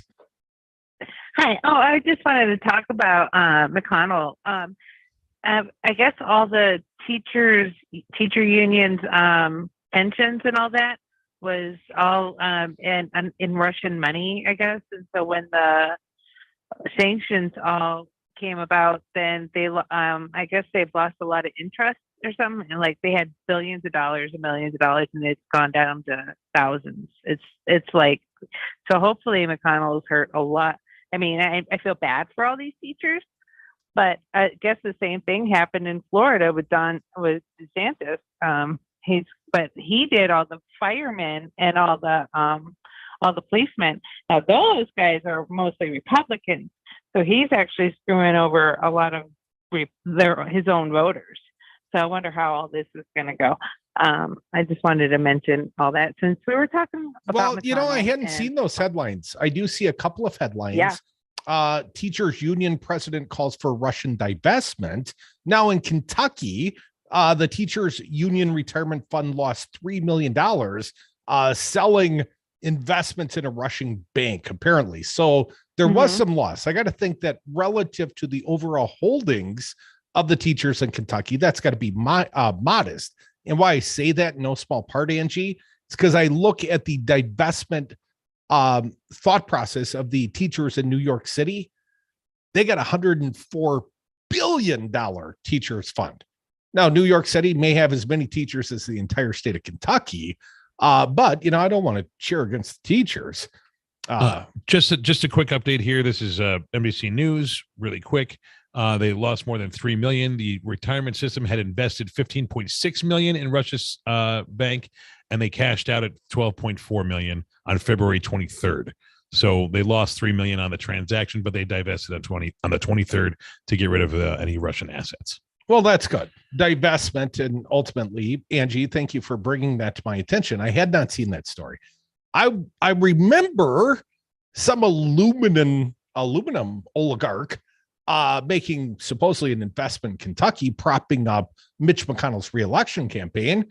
And it seems if the reporting I recall seeing is accurate, kind of like the Scott Walker Foxconn Hail Mary, well, never actually bore fruit. You know, they make these big grandiose sounding deals, these Republicans. Well, look what I did, economic development. I gave away a generation of taxpayer dollars here in the state of Wisconsin in the case of Foxconn. But, you know, it's all going to pay off someday. We're moving into the 21st century. Broke. Just ask Scott Walker what happened to all the Foxconn jobs. They never came to fruition. How they got an empty field out there in Pleasant Prairie, a couple empty warehouses as well. Thank you for your call, Angie. I'm going to keep moving down the list. 844-967-2789. Andy from Beaver Dam. My pal, how you doing? Well, not too bad, Rudy. Another aspect of McConnell as it relates to the Supreme Court, his grudge goes way back against the Democrats back to the days of Robert Bork. Who, well, we've heard the term being Bork. Bork told the truth. Bork. What was his high crime and misdemeanor? He'd smoked marijuana or something of the sort, right? Well, I think the biggest thing is he really came out. He honestly came out and actually put forth his true feelings as a conservative. And at that time, they said, "Oh man, you know, I can't remember who was on the Judiciary Committee, but they basically said, no way, Bob, you're not going to get on, you know." And so, as a result, he didn't get on there. That really steamed McConnell, and of course, Clarence Thomas was accused of sexual harassment by his under Anita Hill. Sorry, yeah, by Anita Hill. So I mean, I don't think it doesn't substantiate what he did as far as Merrick Garland, but he's just been on it for the last 25 to 30 years to stop anything that comes close to a progressive jurist on the court, because he's just you know, and he's pretty well been successful as it stands now with a 6-3 situation. Even with the empanelment of the newest justice, when Breyer retires and Ketanji Brown Jackson joins the court, the mathematical makeup of the court does not change one iota. So this lifelong battle that McConnell is fighting and waging, Andy, against the balance of the court. The court. Yep. It doesn't change the balance of the court. What he did to Merrick Garland specifically changed the balance of the court. That would have turned the court. Right. Absolutely. Merrick Garland should at least have gotten a vote on it. You know, I mean, at least, but they wouldn't even consider it. You know, Obama. Well, much like Ketanji Brown Jackson, Andy, many of the very same senators, because they're all like lifers. Once you get in, they never want to leave. An incumbent in the U.S. Senate's got a very high chance of being reelected. But anyways, Andy, some things will never change, but they actually have evolved. And what's evolved is the treatment of Supreme Court justices and being borked, you know, being treated unfairly. And depending on who you check, you know, Merriam-Webster talks about the unfair attacks on a candidate, a presidential nominee. But being borked also means to screw up your job interview. You know, I borked that up pretty bad, a little too truthful. You know, I'm guilty of being a little too Bork-like on the radio occasionally. Anyways, 967-2789. You know who else is guilty of a little too much candor, although you wouldn't think? Donald Trump. Donald Trump. Sometimes he says the quiet part out loud and, kind of exposes himself. And kind of that's been a weird superpower for the guy, right? He'll say the corrupt part right out loud. And you're like, well, it can't be illegal or corrupt, or he wouldn't say it out loud, but yet he does. He does. And that somehow inoculates him from consequence so very often. But what will shock you, according to Chris Eliza over at CNN, is Donald Trump's big regret from January 6th. I'm going to read into this piece. It's short. Donald Trump still hasn't learned his lesson. Well, that's not a shocker. More than a year removed from the January 6th, 2021, Trump told the Washington Post in an interview Wednesday, and Trump apparently did like a 45-minute interview, and lots of that coverage is at the Washington Post. But here is the strange part. The Secret Service said I couldn't go, Trump said. I would have gone there in a minute. Well, what did he tell the Capitol rioters? Before they were rioters, they were attendees at the Ellipse on January 6th. He gave that little speech. And he told them all, let's all march together down to the U.S. Capitol. Well, with 2020 hindsight, like 16 months of time passage, one of his still, to his claims, regrets is that the Secret Service wouldn't let him march down Pennsylvania Avenue with the insurrectionists because he wanted to take that show on the road. A little bit more from Saliza. We could have done so much. Consider for a minute what the former president is saying there when he thinks back on a day that left several people dead and more than 100 police officers wounded. His biggest regret is that he didn't march with the mob to the Capitol building. Not that people lost their lives, not that lawmakers feared for their well-being, not that it took him several hours of watching the riot unfold on TV before issuing a lukewarm call for the rioters to go home. I love you, go home. Right? Said something to that effect hours later on a recorded video. As Saliza writes, even by Trumpian standards, that is appalling. But it's not the only stunning thing he said in the interview with the Post. Trump also fixated on the crowd size at the Stop the Steal rally that he addressed prior to the riot. The crowd was far bigger than even I thought. I believe it was the largest crowd I've ever spoken to. I don't know what that means. Yeah, I don't know. I don't know what that means either, Trump. But you see very few pictures. They don't want to show pictures. The fake news doesn't want to show pictures. According to Saliza, again, let's be clear on what Trump is doing here. He wants credit for drawing a big crowd to the rally expressly aimed at protesting the 2020 election. The same crowd that subsequently stormed the Capitol and left chaos and destruction in its wake. So to summarize, the two biggest problems with the January 6th from Trump's perspective are: one, he didn't go march to the Capitol with the rioters. And two, the media didn't accurately reflect the size of the crowd. In short, he just doesn't get it, or he just doesn't care. No regrets. No regrets. Come back. More Devils. We'll try not to leave you with any regrets.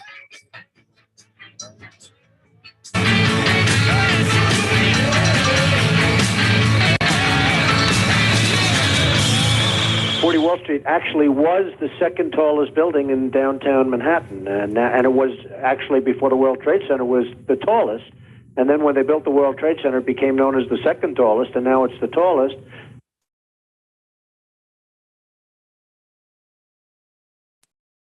Make it the greatest radio show ever. The Devil's Advocates is my passion. It must be. I've been doing it for a decade. Running two Wisconsin radio stations, providing the only platforms of truth and resistance against fascism in a critical swing state. That's a vital mission and a tremendous responsibility. And it all costs money. So support the mission and the show. Join and give at patreon.com at the Devil's Advocates Radio. Help me change hearts and minds and just maybe save democracy. President Trump lost the election. Joe Biden won the election. Collectively, Republicans got 1.661 million votes, 51,000 more votes than Trump got. He exhausted his cases. He exhausted the court challenges. All the Republicans voted for Trump the way they voted for the assembly candidates, and he would have won. It was not rigged. It was not stolen. Donald Trump lost the election. Joe Biden won the election. It's really clear. This message was paid for by the People Corporation. Donate online at p4ppc.org. Welcome to the Devil's Advocates. The Republican Party on a national level, how many years did they investigate Hillary and Bill? They're still going to that. They're still looking for emails, right? But they don't look in the Trump septic tank for half the top secret classified documents that he was flushing during his term. When one party doesn't care about governing, just don't allow anything to happen when the Democrats are in charge. And then they think the American people are going to get boonswoggled into voting Republican again. Follow the Devil's Advocates on Facebook and Twitter. Treat yourself to some Wisco Home Goods natural lotions or sugar scrub in 2022. I'm Don, one of the owners of this family-owned Midwestern business in Madison, Wisconsin. Our natural hand soaps, lotions, and sugar scrubs offer you the luxury you deserve. Wisco Home Goods self-care products come in a variety of scents you're sure to love. So go on, add a little pampering to your daily routine. Order at wiscohomegoods.com. Natural, healthy, nourishing self-care and more at wiscohomegoods.com.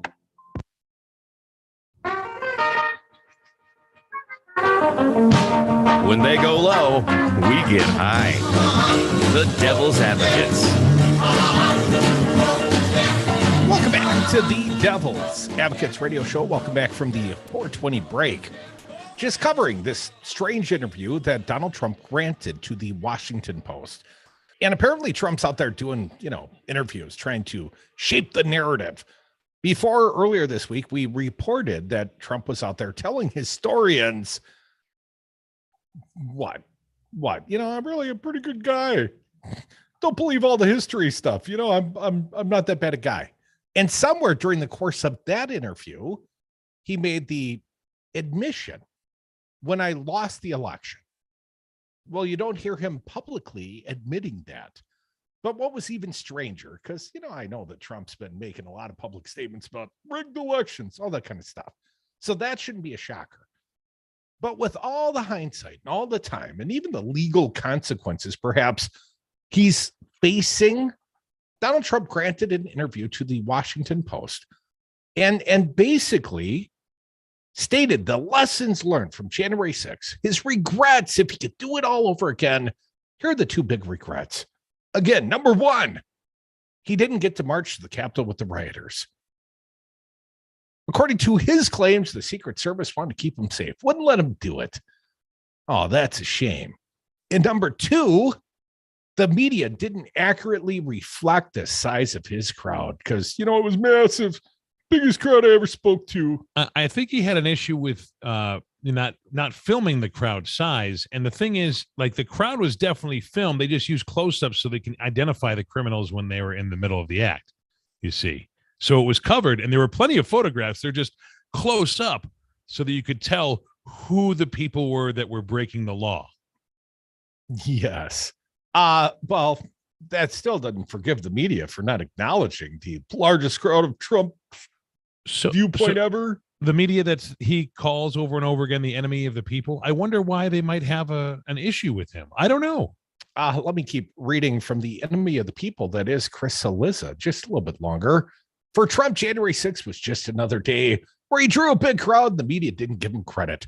That's the lesson he learned from that day, which matters, not because Trump seems blissfully unaware of what happened and what he sanctioned that day, because Trump looks and sounds very much like someone who's going to run for president again in 2024. Trump appears not to have reflected for even a minute about the role he played on January 6th and what an insurrection at the Capitol means for the present and future of democracy. In fact, in the interview with the Washington Post, Trump continued to suggest that he could and should be reinstated somehow as president. Of course, President Joe Biden won the 2020 election fair and square, and there's absolutely no evidence of widespread voter fraud. I believe when you see massive election fraud, I can't imagine that somebody who won the election based on fraud, that something doesn't happen, he asked. How has it not happened? If you were a bank robber or you're a jewelry store robber and you go into Tiffany's and you steal their diamonds and get caught, you have to give the diamonds back. Or as Chris Salissa writes, okay. Remember that those who don't or choose not to learn from history are doomed to repeat it, which makes what Trump said Wednesday all the scarier. Yeah, it's a little scary. You know what else is a little scary? People are not yet convinced, speaking about polling, that Donald Trump has committed criminal acts. They're not yet convinced. I'm going to give you a little evidence to that in a minute, and you could be a part of the show. Your opinions matter here, 844-967-2789. But I did have one little legal update for former President Trump. New York Attorney General wants Trump held in contempt to pay a $10,000 fine per day. That is what she is asking. New York's Attorney General asked a state judge Thursday to issue an order of contempt against former President Donald Trump, claiming he has failed to comply with previous rulings requiring him to turn over documents by March 31st. Well, that's a date in history at this point. That's in the rearview mirror, as part of an investigation into his company's financial practices. Now, the Office of New York Attorney General Letitia James also requested that Trump be fined $10,000 a day until he complies with the ruling. Trump and two of his children, Donald Jr., Fredo, as we like to call him, and Ivanka, were ordered on February 17th to appear for depositions in James's long-running civil frauds probe. They appealed the order to appear, but did not at that time challenge a separate part of the ruling in which Donald Trump was ordered to comply with a subpoena seeking documents and information. The judge ordered Trump to comply with the demands for documents and information by March 3rd and later extended the deadline to March 31st, a date that he agreed, that was agreed by both sides at the time, according to a court document. In Thursday's filings, James' office, Letitia James again, said Trump has not only failed to comply with the order, but in recent days raised objections to it. I want to take back my agreement. James's office said Thursday's filings that Trump's attorneys later indicated that he would not produce any of the subpoenaed documents because his counsel, based on search efforts that have not been divulged, could not find any records. Couldn't find any financial records of his corporations. The judge's order was crystal clear. Donald J. Trump must comply with our subpoena and turn over relevant documents to my office. Instead of obeying a court order, Mr. Trump is trying to abate it. We're seeking the court's immediate intervention because no one is above the law. An attorney for Trump did not immediately respond to requests for comment. But Donald Trump, he's never going to stop fighting legally. I mean, this guy's got 10 nooses around his neck. He's fighting at every turn. But here's the crazy part, at least in my humble opinion. The American people are not yet convinced. Oh, sure, the left is. Guys like me and Fancy Brian, maybe even you, the fair listener, you might be convinced. But we're not even a plurality of the American people. And I don't know how much evidence has to be out there in the public, but I'm going to start calling publicly for indictments each and every day. I'm already doing that, but I'm going to double down. 2 calls a day for indictments. Until that happens, I'm going to be kind of pouty over here, all Budward. Come back with us. More Devil's Advocates. Phone lines open, 844-967-2789. I really believe I'd run in there even if I didn't have a weapon. No, you don't. You are the enemy of the people.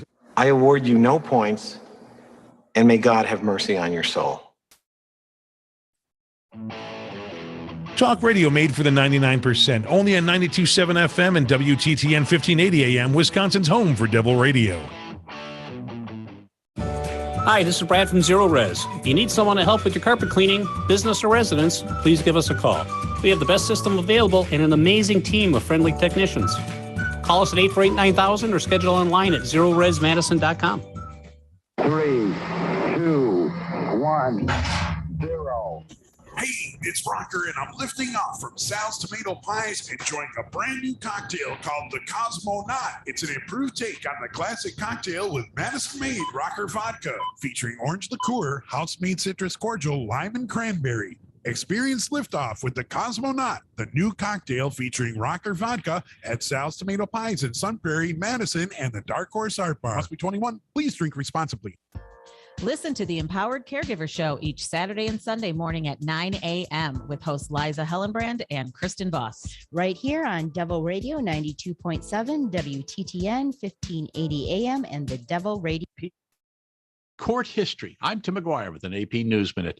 The Senate on a 53-47 vote confirms Ketanji Brown Jackson as the first Black woman Supreme Court Justice. This is a wonderful day, a joyous day, an inspiring day for the Senate, for the Supreme Court, and for the United States of America. Senate Majority Leader Chuck Schumer. Jackson replaces retiring Justice Stephen Breyer. The court will remain 6-3 in favor of conservatives. The House and Senate both vote to suspend normal trade relations and ban oil imports from Russia. Ukraine's Foreign Minister Dmytro Kuleba calls on NATO for help as Russian troops ready for an offensive in eastern Ukraine. Either you help us now, and I'm speaking about days, not weeks, or your help will come too late. 14 months after nearly losing his leg in a car crash, Tiger Woods shoots a 1/71 in his first round of the Masters golf tournament.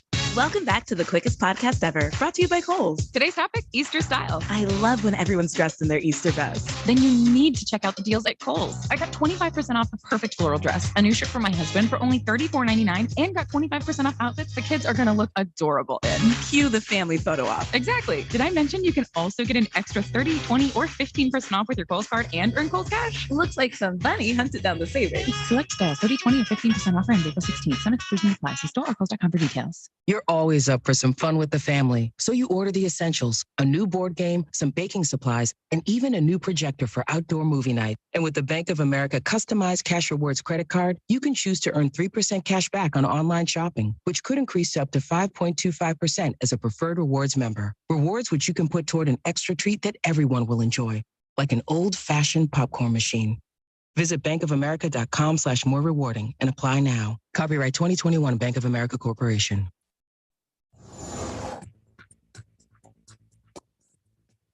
For Devil Radio 92.7 FM and WTTN 1580 AM, I'm Luke Mathers with your headlines.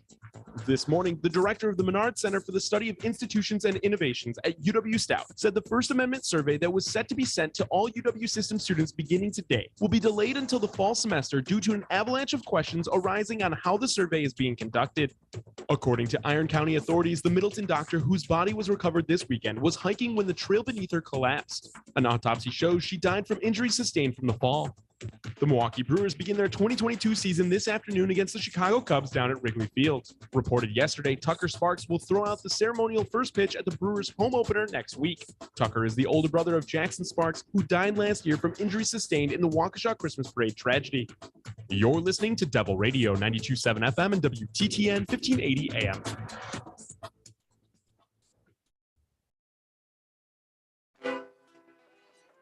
Oh, man. Open up, man. What do you want, man? My girl just caught me. You made her catch you? I don't know how I let this You're happen. listening to the radio show your mother warned you about, The Devil's Advocates. I don't know what to do. So it wasn't you. All right.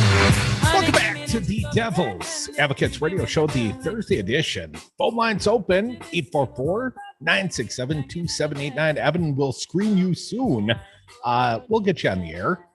But I want to cover this topic. The Washington Post, Aaron Blake, points out, do you remember last week? I know you do, because many of you listen each and every day, and I love you people for it. But a judge, Carter, a federal judge, in regards to the Eastman documents that he was trying to shield, and the statement, the claim being put forth in the courts, executive privilege. And the defense against that claim of executive privilege from the January 6th committee was the fraud crime exemption. Basically, you can't shield conversations with the lawyer if you're conspiring to commit a crime.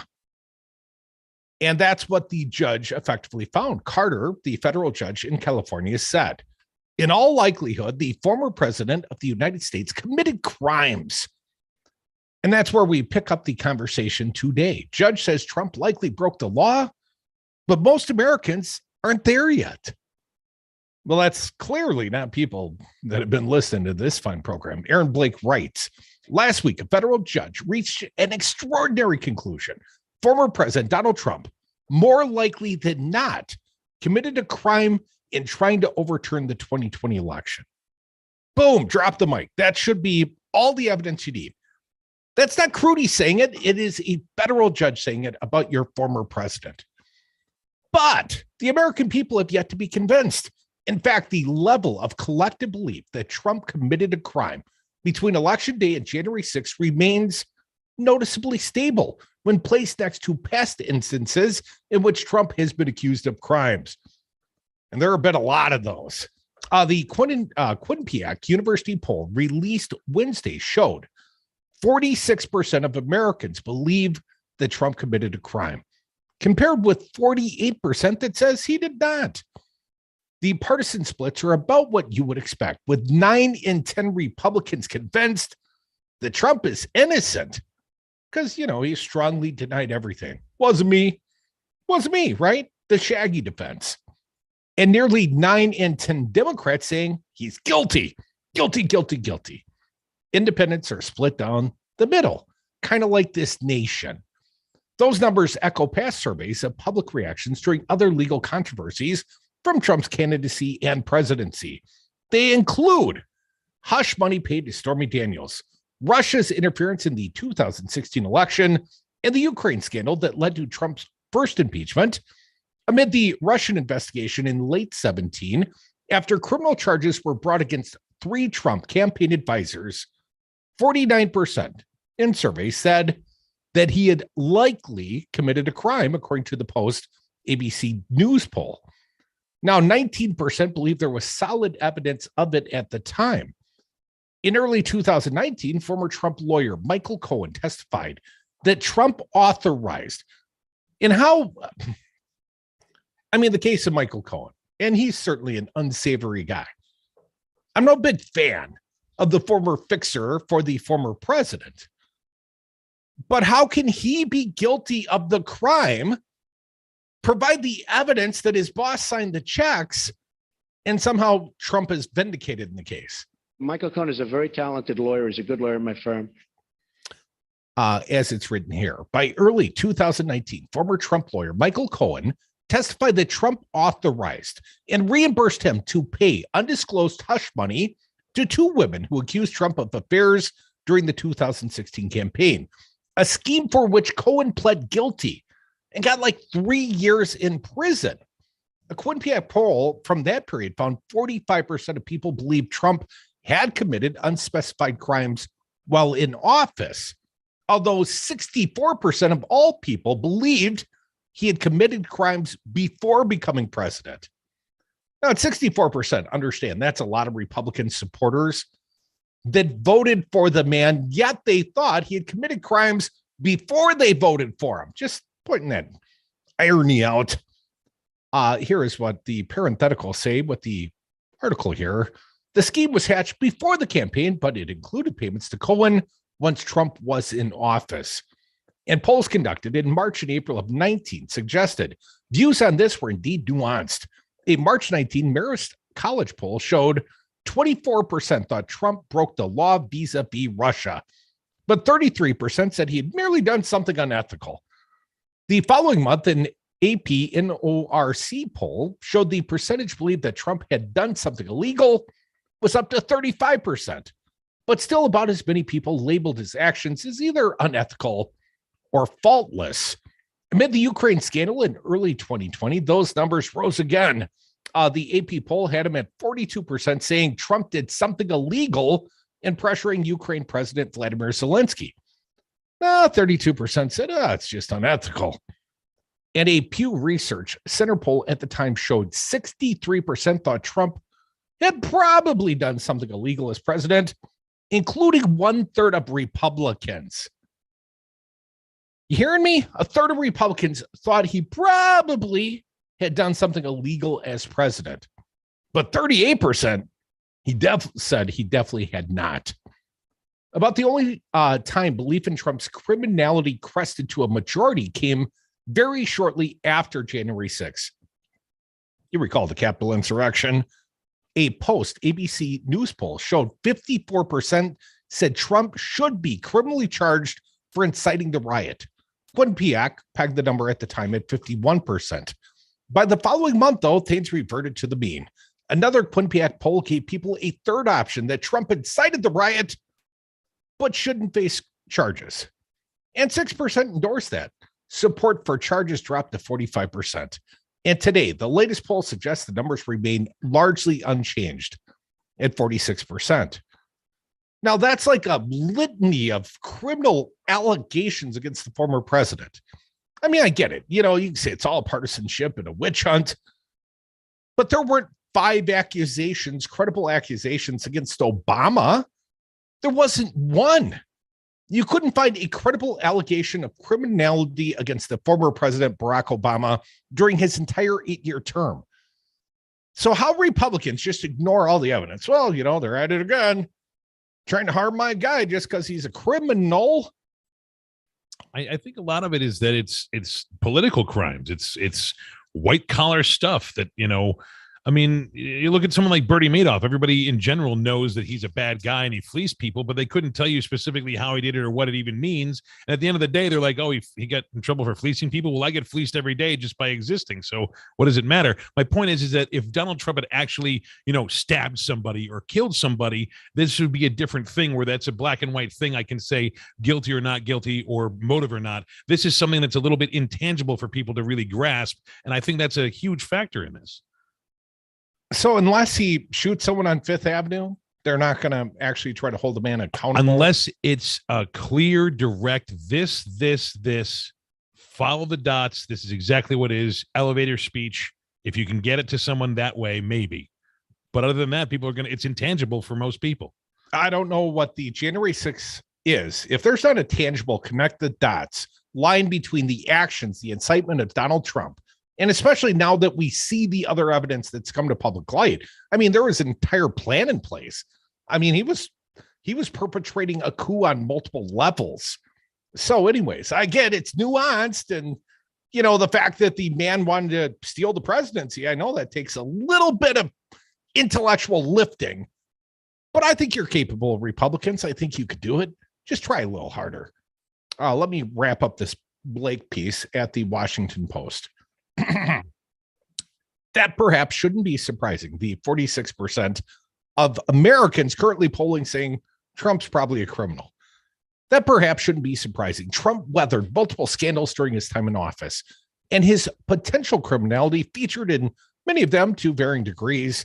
Now, we recall special counsel Robert Mueller didn't or couldn't determine a criminal conspiracy between Trump and Russia, and decided it wasn't his place to accuse Trump of obstruction of justice, given the Justice Department policy against criminally charging a sitting president.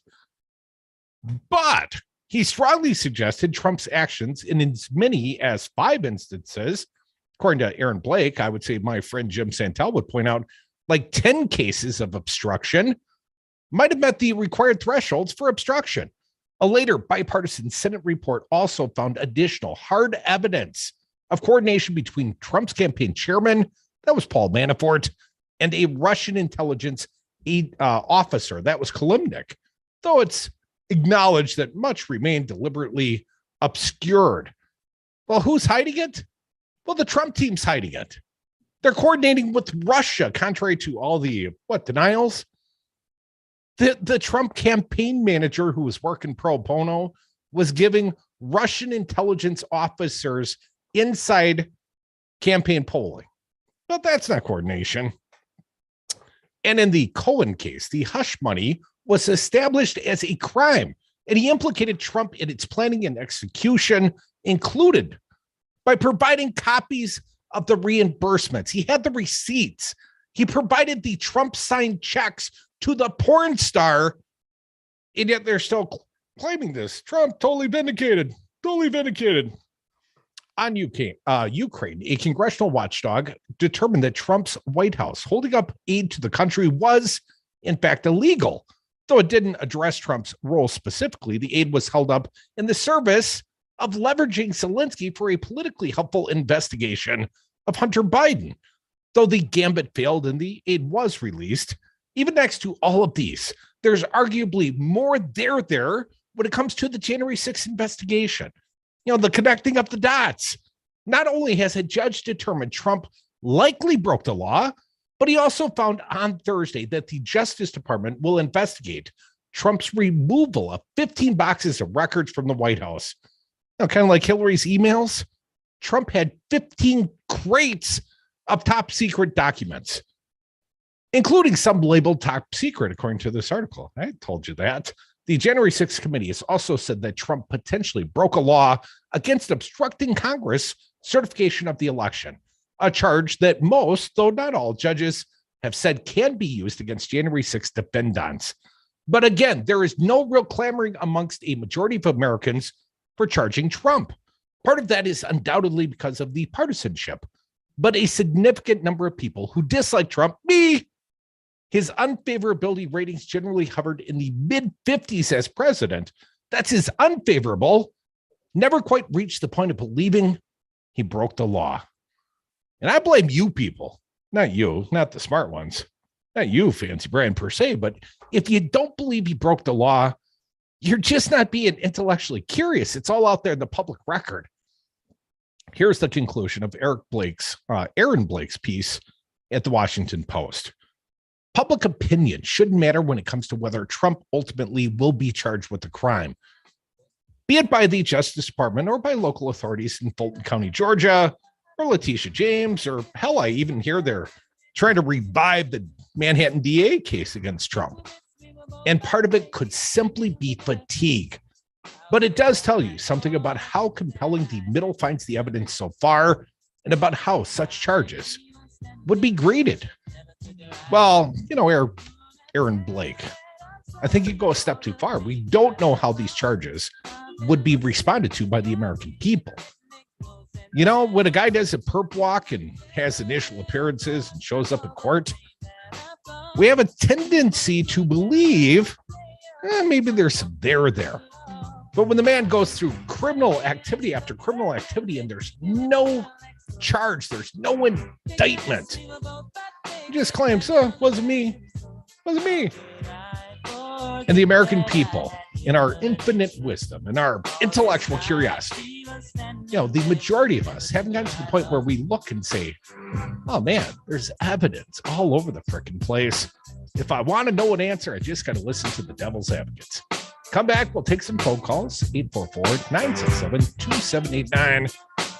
And if we don't, it's not my fault. It was me.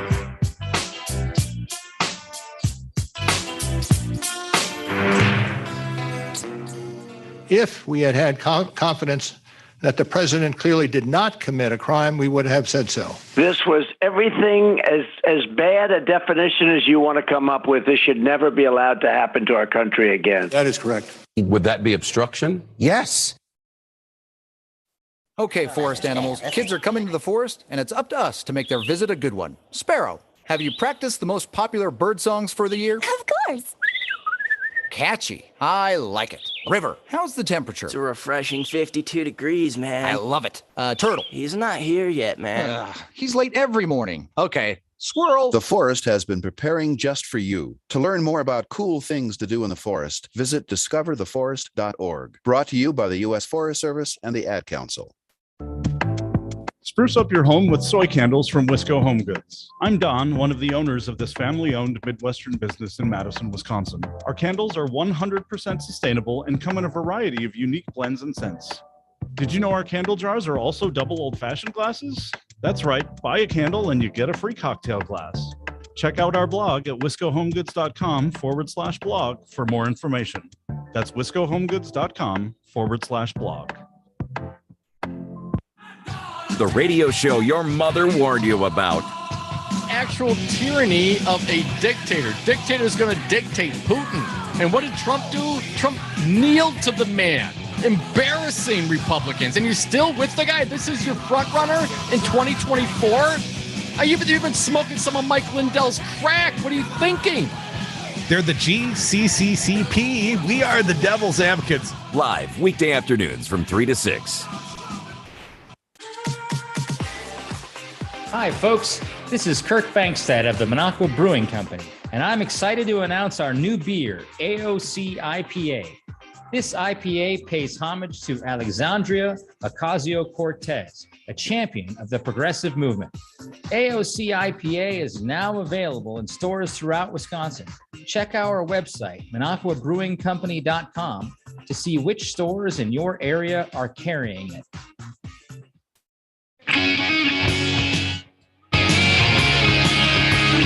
Charged, never convicted. The Devil's Advocates. Welcome back to the Devil's Advocates radio show, the Confirmation Thursday edition, the opening day Thursday edition. Unfortunately, the Brewers have fallen in opening day to Fancy Brian's beloved Cubbies. 5-4 in a crappy, not fit for baseball type weather at Wrigley Field. Why don't you guys get a retractable dome already? No. Well, that's why I'm not at opening day, man. I'm not going to go freeze my ass off to watch a baseball game. Well, it took forever to get them to, I don't know, stop concrete from falling on people's heads. So I'm just saying no, because even if they could do it, I don't think it's going to happen. One other quick sports update. Tiger Woods opening round at the Masters. He's back at the Masters. Shot a 1 under par 71. So, he's off. 844-967-2789. I know a lot of people have been anticipating his return to golf since the self-inflicted 100-mile-per-hour car crash. Yeah. I think they just want to see that he can play golf again and have something to root for or against, because otherwise they're like, they're golfers. He's got massive crowds today. The golf course is following Tiger's round. Anyways, I'm following the phones and your calls at 844-967-2789. Dick from Madison, welcome back. What do you got? Well, I share your frustration over Trump, obviously, but, regrets. He's had a few. That's kind of Sinatra's from president. But I've got a theory on this whole thing, and it's from this book I keep looking at. I'm going to go buy it. He's made us numb, just numb. And the description of him by Bannon in this book is he's devoid of empathy, incapable of humility, unfamiliar what it means to suffer consequences, and he behaved and spoke in ways most would never dare. Well, there you have it. And then, when the Access Hollywood tapes came out, what did he do there? The second debate with Hillary Clinton, he drug all those women out. That it accused Hillary's husband, Bill, of sexual assault. Yes, exactly. And I think what it is people have just become numb to the guy. I was so glad when he was gone from the presidency, just in the fact that we didn't have to see his face every day on the front of the paper and hear about him and that's the other thing. He said at all costs, I'm talking about Bannon now, he's in your face constantly. Well, he's flooding his own dick. It's too much information. You cannot, at some point, we cannot discern the truth from the lies, the criminality from the bold claims. It's exactly. And that promo you play of Paul Ryan saying he exhausted the courts, he exhausted this, he exhausted this. He exhausted me. I was so glad, just the fact that he's gone. Oh my God. He's not gone, Dick. You know what I mean? He's absolutely not gone, Dick. They still go and they bow to the Cheeto Messiah at Mar-a-Lago. Every single Republican candidate, including Tommy Thompson, goes to Florida to see the man. And now that Elon Musk bought a big share in Twitter. Theoretically, Elon Musk is like a big First Amendment guy, so he claims on social media sites. Right. If he platforms Donald Trump on Twitter, Donald Trump's got direct access to 80 million followers again. Right. That would be the greatest thing that ever happened for him, to get back out there and cause more political chaos and flood the zone constantly, Dick. And he's not gone. He's not going away. And here's what they say about it ultimately in this book is that it's called insurgency. Republicans lost their party and got everything they ever wanted. That's basically what happened. Well, they got the power they wanted, Dick. They sold their souls for rock and roll. 844-967-2789. Appreciate your call, Dick. Going to move down the phones. Mark from the Sac, welcome back. What do you got? Well, they didn't sell it for rock and roll, certainly. That I don't know what music. He traded all for just a little bit more, Mark. It's just disgusting that if you say intellectual curiosity, I'd say intellectual honesty, because if you're honest with yourself, the man is an admitted, molester of women, if not raper of women. I mean, he came out and admitted it. I mean, he came out. That's just locker room talk, Mark. I heard women forgiving him because that's how men talk in the locker room. That's not how I've talked. I mean, that I've never talked that way. For goodness sakes, well, that's why you're not president, Mark. Yeah, I just, the man is, he's despicable. I mean, and that's a insult to despicable. Yeah, but despicable is a whole different standard. I think a lot of people are despicable, Mark. Few of our callers. But here's what I would say. Criminal is a different standard. And I think it's so clear to me and to you that the guy's a criminal. He's been a criminal most of his life. I think even the American people, even a third of Republicans at differing times have acknowledged the criminality of the man. But I think the failure to indict, the failure to hold him accountable, it's almost like, he becomes above the law, Mark. That's what's galling. The man's a menace. I'm sorry. And I want to know, and I want to know that and Hunter Biden's name has come up again, and Hillary Clinton's name has come up again. Tell us what crimes they've actually committed. I mean, that for Hunter Biden, yes, you use your family's name to achieve some kind of benefits, but the Cheney family has done that for years. I mean, well, most rich families look after the rich family kids and the rich family grandkids. I mean, people have been plying on their parents' good names for years and years. Mark, appreciate your call. Here's where it could become problematic. A business partner of Hunter Biden's, his dad, Joe Biden, wrote a college recommendation letter for the business partner's kid. And there's, I grant you, there's no criminality in writing a recommendation letter. But the fact is that his son dragged him into different professional associations, if that makes sense. If my business partner's son needs a letter of recommendation, and I go ask my dad, who happens to be the former vice president, well, then dad's not entirely separate from my business operations, because I'm not getting that letter of recommendation because I like the kid. Nobody likes their partner's kid. Just ask my partners. Come back with us. I don't even like you right now, Fancy Brad, wearing that Cubs shirt. Taunted me like that. Hour 3, the Happier Happy Hour. Dom joins us next.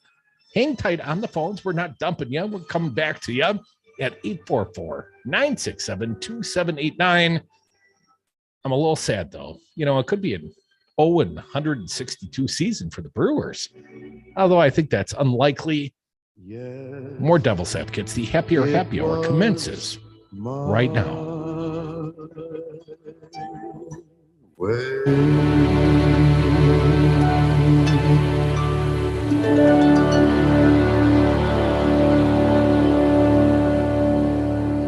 He gone. You think he's gone? He's not gone. That's the whole point. He's never gone. We will be back in some form. You see? The man's a man. At Knuckleheads, we strive to serve a variety of quality products. Whether you need CBD for sleep, Delta 8 for relaxation, HHC for a calm mind and body, or all the accessories needed to enjoy our wellness section, Knuckleheads is the one-stop shop that has it all. Visit us in Madison at 520 State Street or shop online at knuckleheads.shop. Our weekend savings are now available online. Order at knuckleheads.shop on Saturday and Sunday and receive 15% off your order of wellness products. That's knuckleheads.shop. Order now. Devil Radio has been kicking ass, earning every listener, and providing our sponsors return on investment 3 years now on the Madison airwaves. And there has never been a better time than right now to advertise with us and join the Devil Radio community. Our audience is loyal and growing every day. Active listeners that don't flip. Wonder if your ad dollars are working? Devil Radio listeners will tell you it works. Ad production is included. Devil Radio will make it easy for you to start seeing return on your investment. Call today. You are listening to WTTN 1580 AM Columbus, W224 EG Madison, always streaming on the Devil Radio app.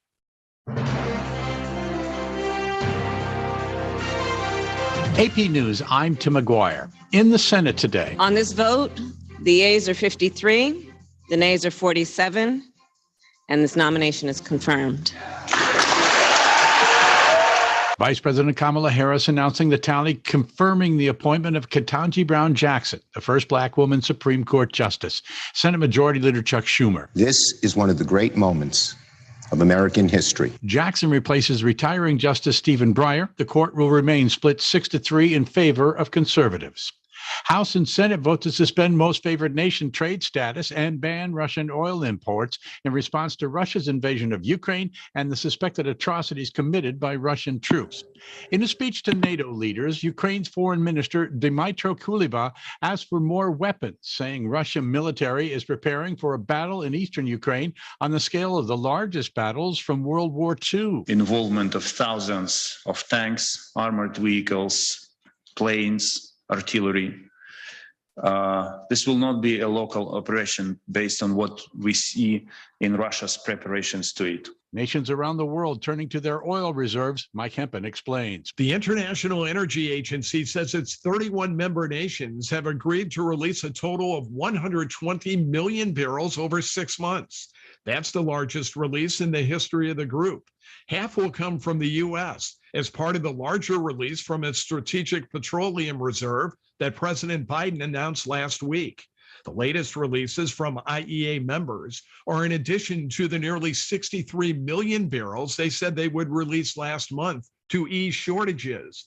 Energy prices, which have soared since Russia invaded Ukraine, have fueled inflation worldwide. I'm Mike Hempen. This is AP News. Welcome back to the quickest podcast ever, brought to you by Kohl's. Today's topic, Easter style. I love when everyone's dressed in their Easter best. Then you need to check out the deals at Kohl's. I got 25% off a perfect floral dress, a new shirt for my husband for only $34.99, and got 25% off outfits the kids are going to look adorable in. Cue the family photo op. Exactly. Did I mention you can also get an extra 30, 20, or 15% off with your Kohl's card and earn Kohl's cash? Looks like some money hunted down the savings. Select styles, 30, 20, or 15% off on April 16th. Some exclusion applies. See store or Kohl's.com for details. You're always up for some fun with the family, so you order the essentials, a new board game, some baking supplies, and even a new projector for outdoor movie night. And with the Bank of America customized Cash Rewards credit card, you can choose to earn 3% cash back on online shopping, which could increase to up to 5.25% as a preferred rewards member. Rewards which you can put toward an extra treat that everyone will enjoy, like an old-fashioned popcorn machine. Visit bankofamerica.com/more rewarding and apply now. Copyright 2021 Bank of America Corporation.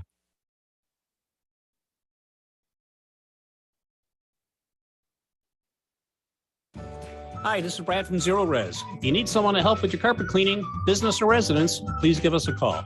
We have the best system available and an amazing team of friendly technicians. Call us at 848-9000 or schedule online at zeroresmadison.com. Listen to your favorite political talkers no matter where you are. 92.7 FM in Madison and Eastern Dane County, 1580 AM Columbus, north of Madison, and for daytime east-west commutes on I-94, 101 FM in the Shaw, and 540 AM covering eastern Wisconsin all day and covering the Milwaukee Metro, the Wild Counties, Racine, and Kenosha 24/7. Download the free Devil Radio app for your smartphone and take both stations with you everywhere. No excuses, just listen. 3, 2.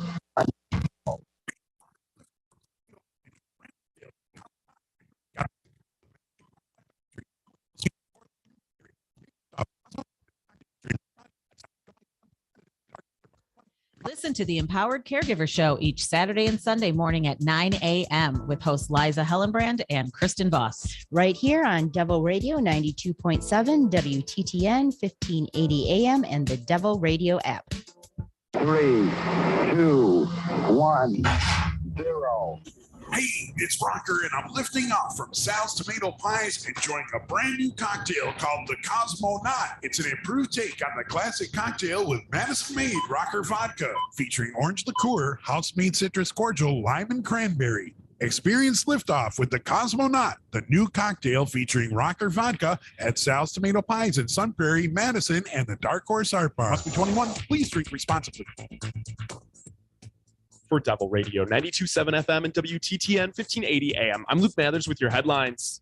According to Madison City officials, since the beginning of the pandemic, the city has had at least 36 polling location changes due to sites like hospitals, schools, and assisted living facilities not being able to be polling sites due to the ongoing COVID-19 pandemic. Along with redistricting, creating new wards, these changes made for additional confusion for voters in Madison on Tuesday that needed to vote at new or alternative polling sites. A new study published by the Wisconsin Policy Forum shows that Wisconsinites are still not commuting as much as before the COVID-19 pandemic, and transit usage has dramatically dropped in 9 cities across Wisconsin. Cloudy skies in the forecast today with a 60% chance for showers throughout the day, winds up to 15 miles an hour, and a high of 41 degrees. Cloudy with a mix of snow and rain expected this evening with an overnight low of 32 degrees. You're listening to Devil Radio 92.7 FM and WTTN 1580 AM. Devil Radio programming is produced live in the Solidarity Realty Studios. Find them at solidarityrealty.com. Solidarity Realty. There is an alternative. Warning, you are about to listen to the greatest radio show ever. And due to contractual obligations and to shield our airwaves and corporate licensees from any semblance of liability, responsibility, and gullibility, we must tell you the views represented on this show are not necessarily those of this station or its management. This radio show contains differing points of view on current political topics, and due to the nature of its contents, it should be heard by everyone. Thank you for listening. 3, 2, 1. Now live from the Devil Radio Studios in Madison, Wisconsin, where the political party is just beginning. Welcome to the Devil's Advocate Show. Friends proving it's never personal, only politics. Please allow me to introduce myself. Here is your host, Mike Crute. Welcome back to the Devil's Advocate Radio Show, rolling into the happy hour. Only I'm not happy, little buddy. I got you.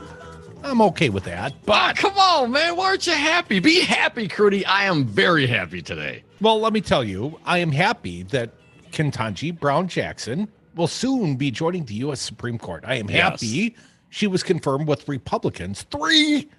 Like, that's a big deal. 3 Republicans. A bipartisan effort. Congratulations. It was a bipartisan effort. Yes. But here's the bummer. And no offense to our friends listening on WCPT 820 AM. But suck it, Cubs, man. I can't believe they beat us on opening day. I wasn't even acknowledging that the Cubs were playing the Brewers because, of course, they're our competition today. And Fancy Brian's wearing the Cubs jersey. Shame on you, Brian. But now that we've moved into post-game mode, I got to tell you, it galls me a little bit. I feel no shame. Obviously, you're a Cubs fan. Yeah, you and Trump. Let's talk a little politics, Dominic. You see, Trump did an interview, and he had some regrets. And his big regrets was not the opening day loss of the Brewers. His big regret is, he didn't march up to the U.S. Capitol with the insurrectionists. Yeah, didn't lead the domestic terrorism in a personal sense. And he could have added all those steps on his counter too, Dom. No regrets. He's trying to get more steps. I'm waiting for Trump to get the no regrets neck tattoo. I'm not clear that this does him any favors. You know what I mean? No, legally it probably does not. It probably shows what's that called, state of mind. And also his comments about, I thought Nancy Pelosi and the mayor and her problem. Yeah, I thought they were doing something about it. But did you see how many people showed up? It was millions. Yeah, man. The media's not reporting on that. So many people, they don't want you to know how many people were there for me. Yes, come and join us. It will be wild. And of course, I would challenge even that assertion. I believe that he wanted to go walk. I do believe that was in his mind. At least, if nothing else, fleeting. But maybe this is also golf the cart. same. Maybe golf this cart. is the same guy who would run into a building if he wasn't armed, right? That's the same guy. But to have the 3 hours of no response while the Capitol is being attacked I believe was willful on his part. Sure. And I would imagine there's probably some, communications that will back that up. And let's not. They're already in the public record, Tom. What did Kevin McCarthy, back when he was still showing a little bit of spine, back when the American people could clearly see the direct link between the criminality of the former president inciting the insurrection. And that's before we knew there was a plan. You know what I mean? We knew broadly there was this harebrained scheme, but we didn't know it was a plan being instituted. But and let's not forget, I'm kind of in a bad mood now. I'll just Mike Flynn's brother was on the phone calls during that time, and the Army lied about his involvement. I think there's still something to see there as well. So I think there's a whole lot of information yet to come out about the inactivity of the executive branch while Congress is getting attacked. And it's also noteworthy that Donald Trump himself was not ushered off into some secure room while this was happening. I mean, don't you find that just a little odd? I mean, if the Capitol is getting attacked and the president's rooting it on, watching television in the main hall. I mean, that's just on the block, isn't it? I mean, the U.S. Capitol is not that far from the White House. So he wasn't really worried about it, I guess. I mean, when the Black Lives Matter protesters came to D.C., they bunkered his ass down. But we know, and it's not in the call logs, but we know the public reporting, what Kevin McCarthy tell us that Trump said. Well, I guess they're a little more upset about it than you are, Kevin. Yeah. It goes to state of mind. First Trump said it was Antifa. Remember, let's not forget. I mean, a lot of Republicans, it's Antifa. It's these people pretending to be Trump supporters. I mean, wow, they're really selling it, carrying Confederate flags and crapping all over the Capitol, breaking windows. I mean, those Antifa folks are really, really dedicated. Hell, even going to the extent of providing this ruse by going to court and getting charged with various crimes for your activity. Well, those are some really dedicated Antifa people. What about the alt left? Yeah, what about the alt left? Us Marxist revolutionaries. Yes. 844-967-2789. Let me brighten it up for you, Curry. I know we get kind of lost in the weeds, and we can maybe find all sorts of reasons. Black. You're like Johnny Cash over there, but please brighten it up for me. I went to Florida. I had to find like a one white t-shirt and a couple of blue shirts. But yeah, I'm pretty much black and gray. But listen, Donald Trump had a terrible day today. I'm not convinced. The Department of Justice announced that has been reported in the Washington Post. They are investigating Donald Trump's stealing of state secrets, 15 boxes down to Mar-a-Lago, some of them super, super secret. Well, the DOJ now honing in on that. Also, the New York Attorney General, Tish James, well, she's asking the court to hold Trump in contempt of court. That's a bigger deal, to my opinion. $10,000 a day. That thing's still going on. It's not the monetary expense, but that's a bigger liability, and he's already agreed to provide those documents. So the fact that he's not following the court order that he signed off on, to me, that's a bigger deal, a bigger jeopardy. But please continue. But Mr. Again, Brightside. Not a good day. This is just today. And also the Manhattan DA, Alvin Bragg, that came means out nothing either, and says that they are still going on. And let me just read a few paragraphs of his statement. Here's what the Manhattan DA said. In recent weeks, the Manhattan District Attorney's Office has been repeatedly asked whether our investigation concerning former President Donald J. Trump, the Trump Organization, and its leadership is continuing. It is.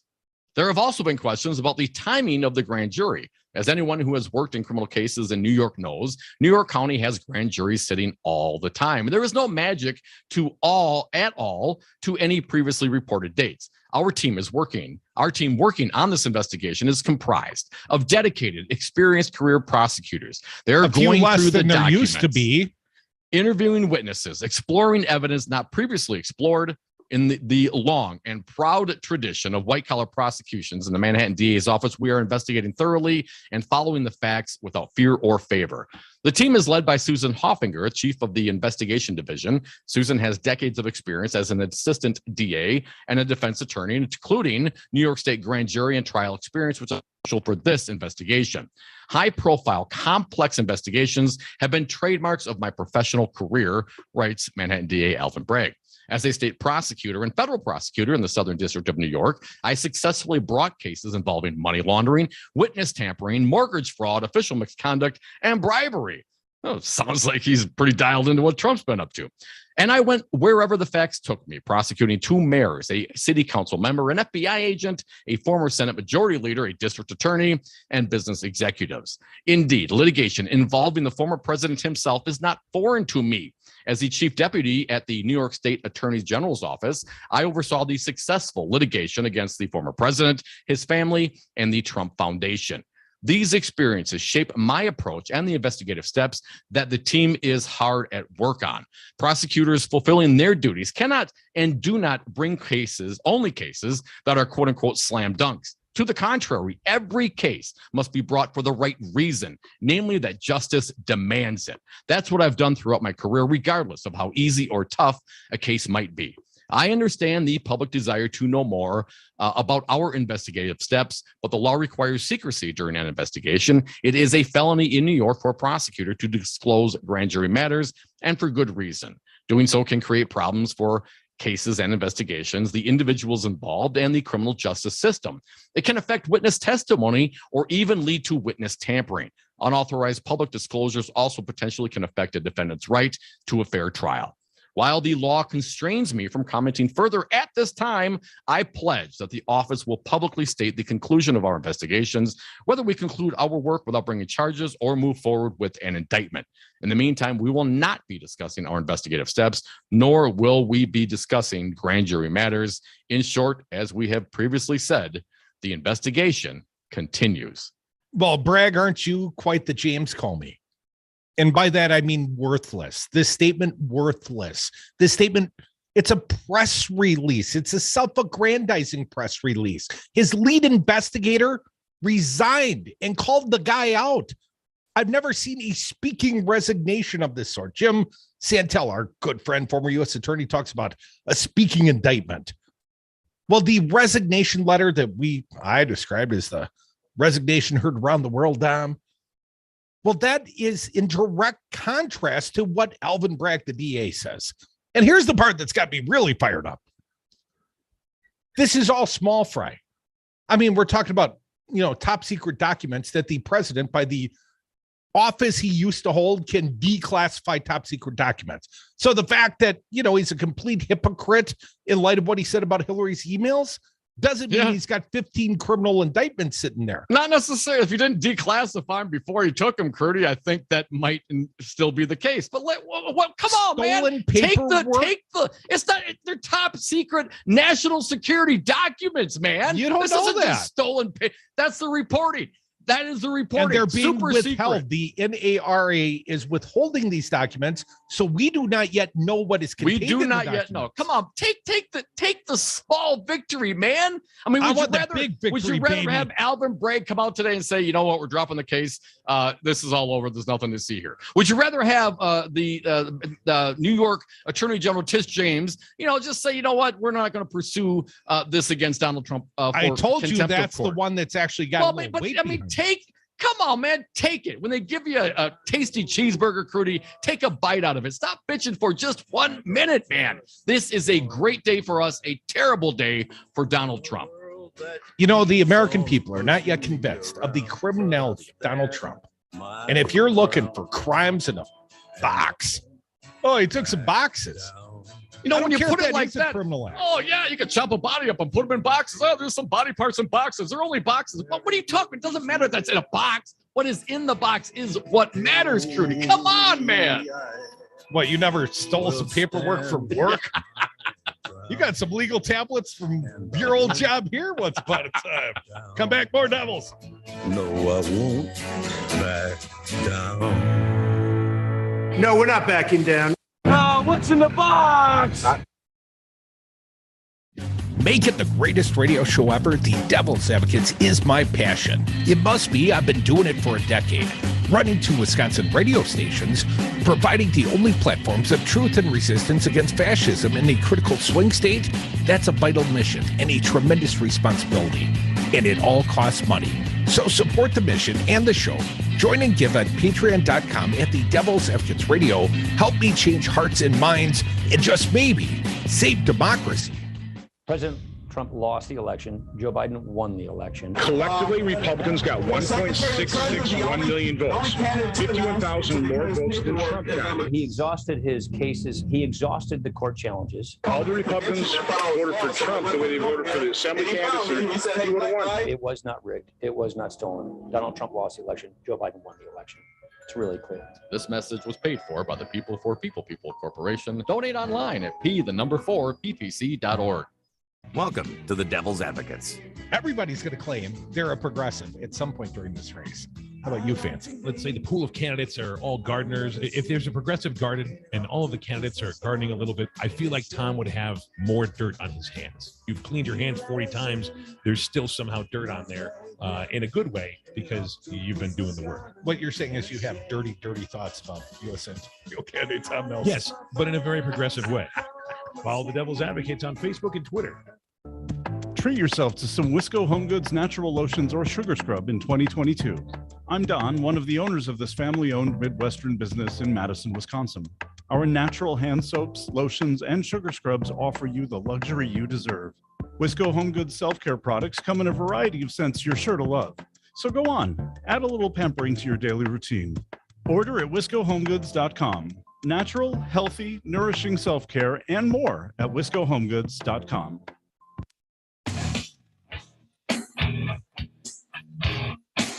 The Devil's Advocates. So relevant, they have 1 foot in tomorrow. And we are back. Thank you for listening to the Devil's Advocates radio show. Phone lines are open. You can join us anytime at 844-967-2789. Dominic, the other thing that's got me bummed out just a little bit. Coronavirus. Yeah. The Speaker of the House, Nancy Pelosi, she's got the Rona. I also saw, and this should not shock any amongst us, but Mr. T.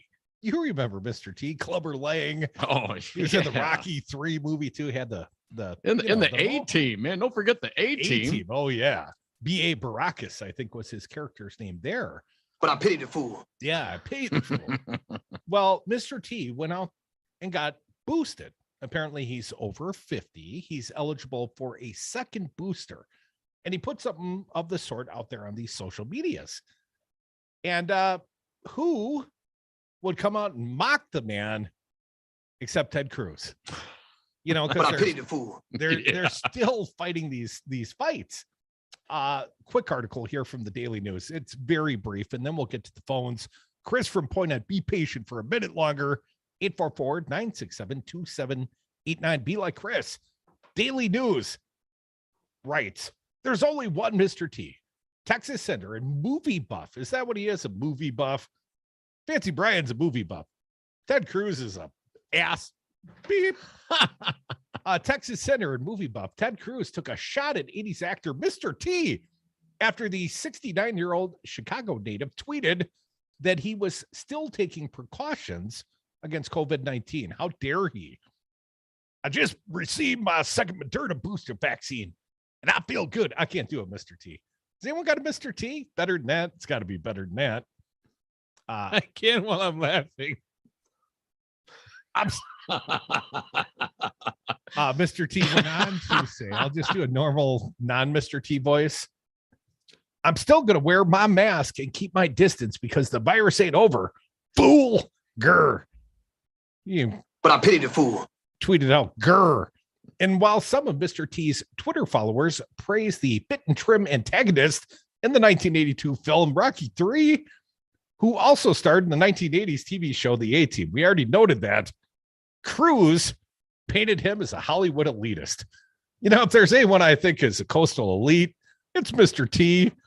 Dude, he was a door guy. He was a bouncer. He was a bouncer, man. He's a guy. He's just a dude. Just a guy who made it big. Good for him, man. Didn't Ted Cruz go to Harvard? But let me let me read. Bizarre, Cruz tweeted. 535 members of Congress can't attend the State of the Union without wearing masks, but it's still not good enough for Hollywood. Hollywood, Mr. T. Yeah, Diesel Hollywood, man. Dude, I think he was on like some commercial during the Super Bowl, and that's kind of like the last thing he's done. He was a voice actor in Cloudy with a Chance of Meatballs. Oh, you're not talking about Ted Cruz? No, because that'd be an Mr. T. improvement over what he does down in Texas. But Mr. T, wouldn't he also in like a general ad? You know, the car insurance, the SR22 filing people. Yeah, he's on the level with Shaq. Media whore. You know, it's funny. Charles Barkley said of Shaq that Shaq would basically sell anything. He said, I'm waiting for Shaq to start marketing women's tampons. And so anyways, I am not a role model. This funny piece of footage, Stephen Colbert brought to air when Shaq attended and was on the show, sitting right next to Colbert. And so anyways, he plays Charles Barkley saying, yeah, Shaq could sell anything. He's a whore. He'd be selling tampons. And Shaq grabbed the cue card and goes, do you want to be fresh? Man, do you want to be fresh? Try the Shaq tampon. We know a little something about whoring ourselves out around here. Go see all our fine sponsors. Don't use it while you're using the icy hot sleeve. Cruz 51 is known to invoke movie quotes while campaigning. He also has a history of taking issue with showbiz characters with regard to COVID-19 vaccinations. You'll recall, Fancy Brian, after Sesame Street character Big Bird promoted vaccines for kids in November, Cruz attacked the fictional Yellow Bird for spreading government propaganda. Wow. Cruz. I mean, do we have to talk about Ted Cruz? And he's only 51. I mean, the guy looks like he's way older than that. He's your age, Crudy. A snuffleupagus? Twitter users pitied Cruz as a fool who preaches the value of personal freedoms, but then questioned a choice Mr. T made with regard to his personal well-being. It also was pointed out that the muscular actor appears to be a much healthier figure than Cruz. Cruz was also mocked for seemingly believing Mr. T was representative of the Hollywood culture. The former Minnesota congressman and Saturday Night Live writer Al Franken, who's going to be on this show Monday. Al Franken coming on this show is quoted here, shares a May 21st birthday with Mr. T, who is 1 year his junior. He has famously said, I like Ted Cruz probably more than my colleagues like Ted Cruz, and I hate Ted Cruz. Chris, you've been patient. Join us. What do you got? Hey, guys. I listened to an audio book last night called Mind F, and it talks about the algorithms and how they came together during the election cycle to pinpoint individual voters down to a granular level. Yeah. And who they might vote for. And were fed propaganda to sway their vote. Just look up Cambridge Analytica. Chris, you make an excellent point. You know where the Cambridge Analytica people came from? Originally, a lot of the staffers came from the Scott Walker for President campaign. They were Scott Walker's digital people. They moved into a new role. Was that the Mercers? Who was that? Yes. Rebecca Mercer and her father funded a lot of that activity. And let's not forget, specific neighborhoods, think Sherman Park in Milwaukee, were targeted. Come back. More Devil's Advocates. Don't be a target. Be a caller. 844-967-2789. I didn't mean you, CJ.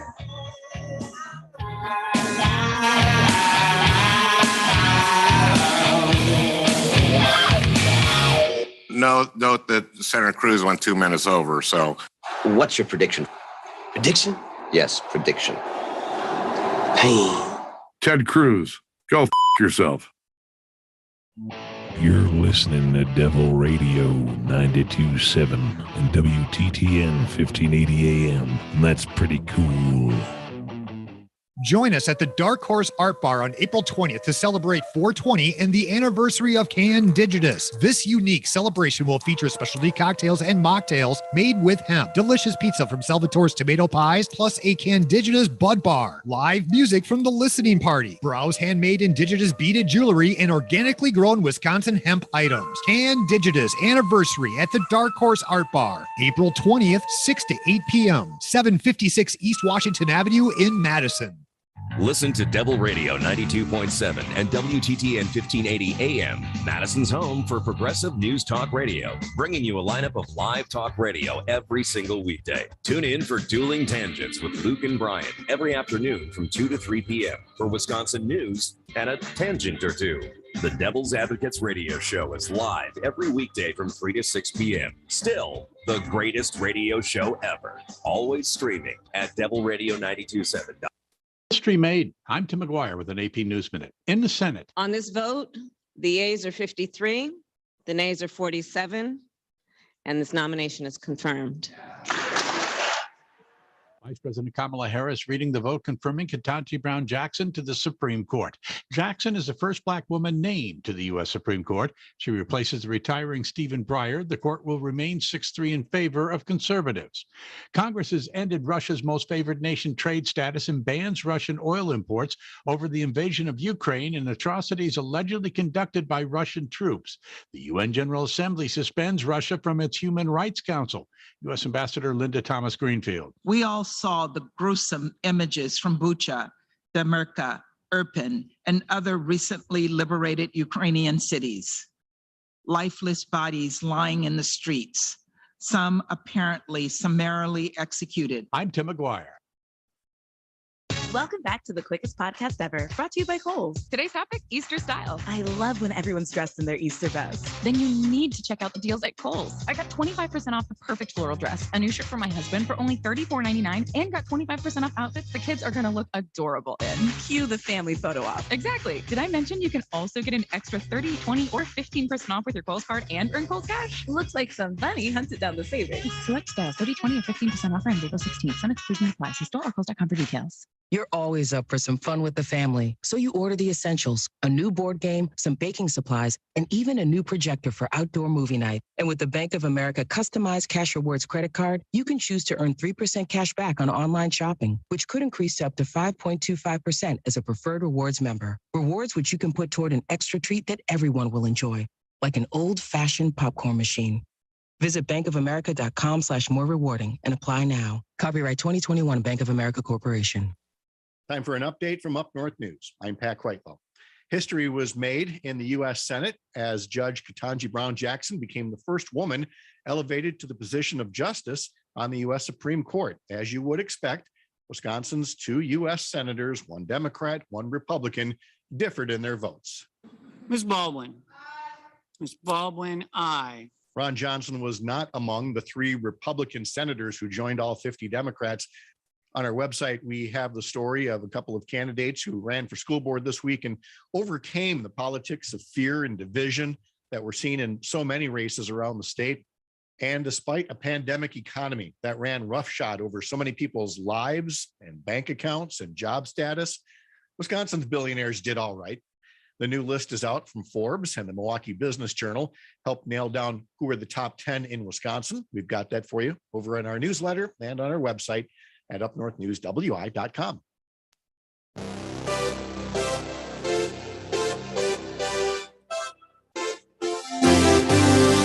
The Devil's Advocates. Never personal, only politics. Welcome back to the Devil's Advocates radio show, rolling through the happy hour.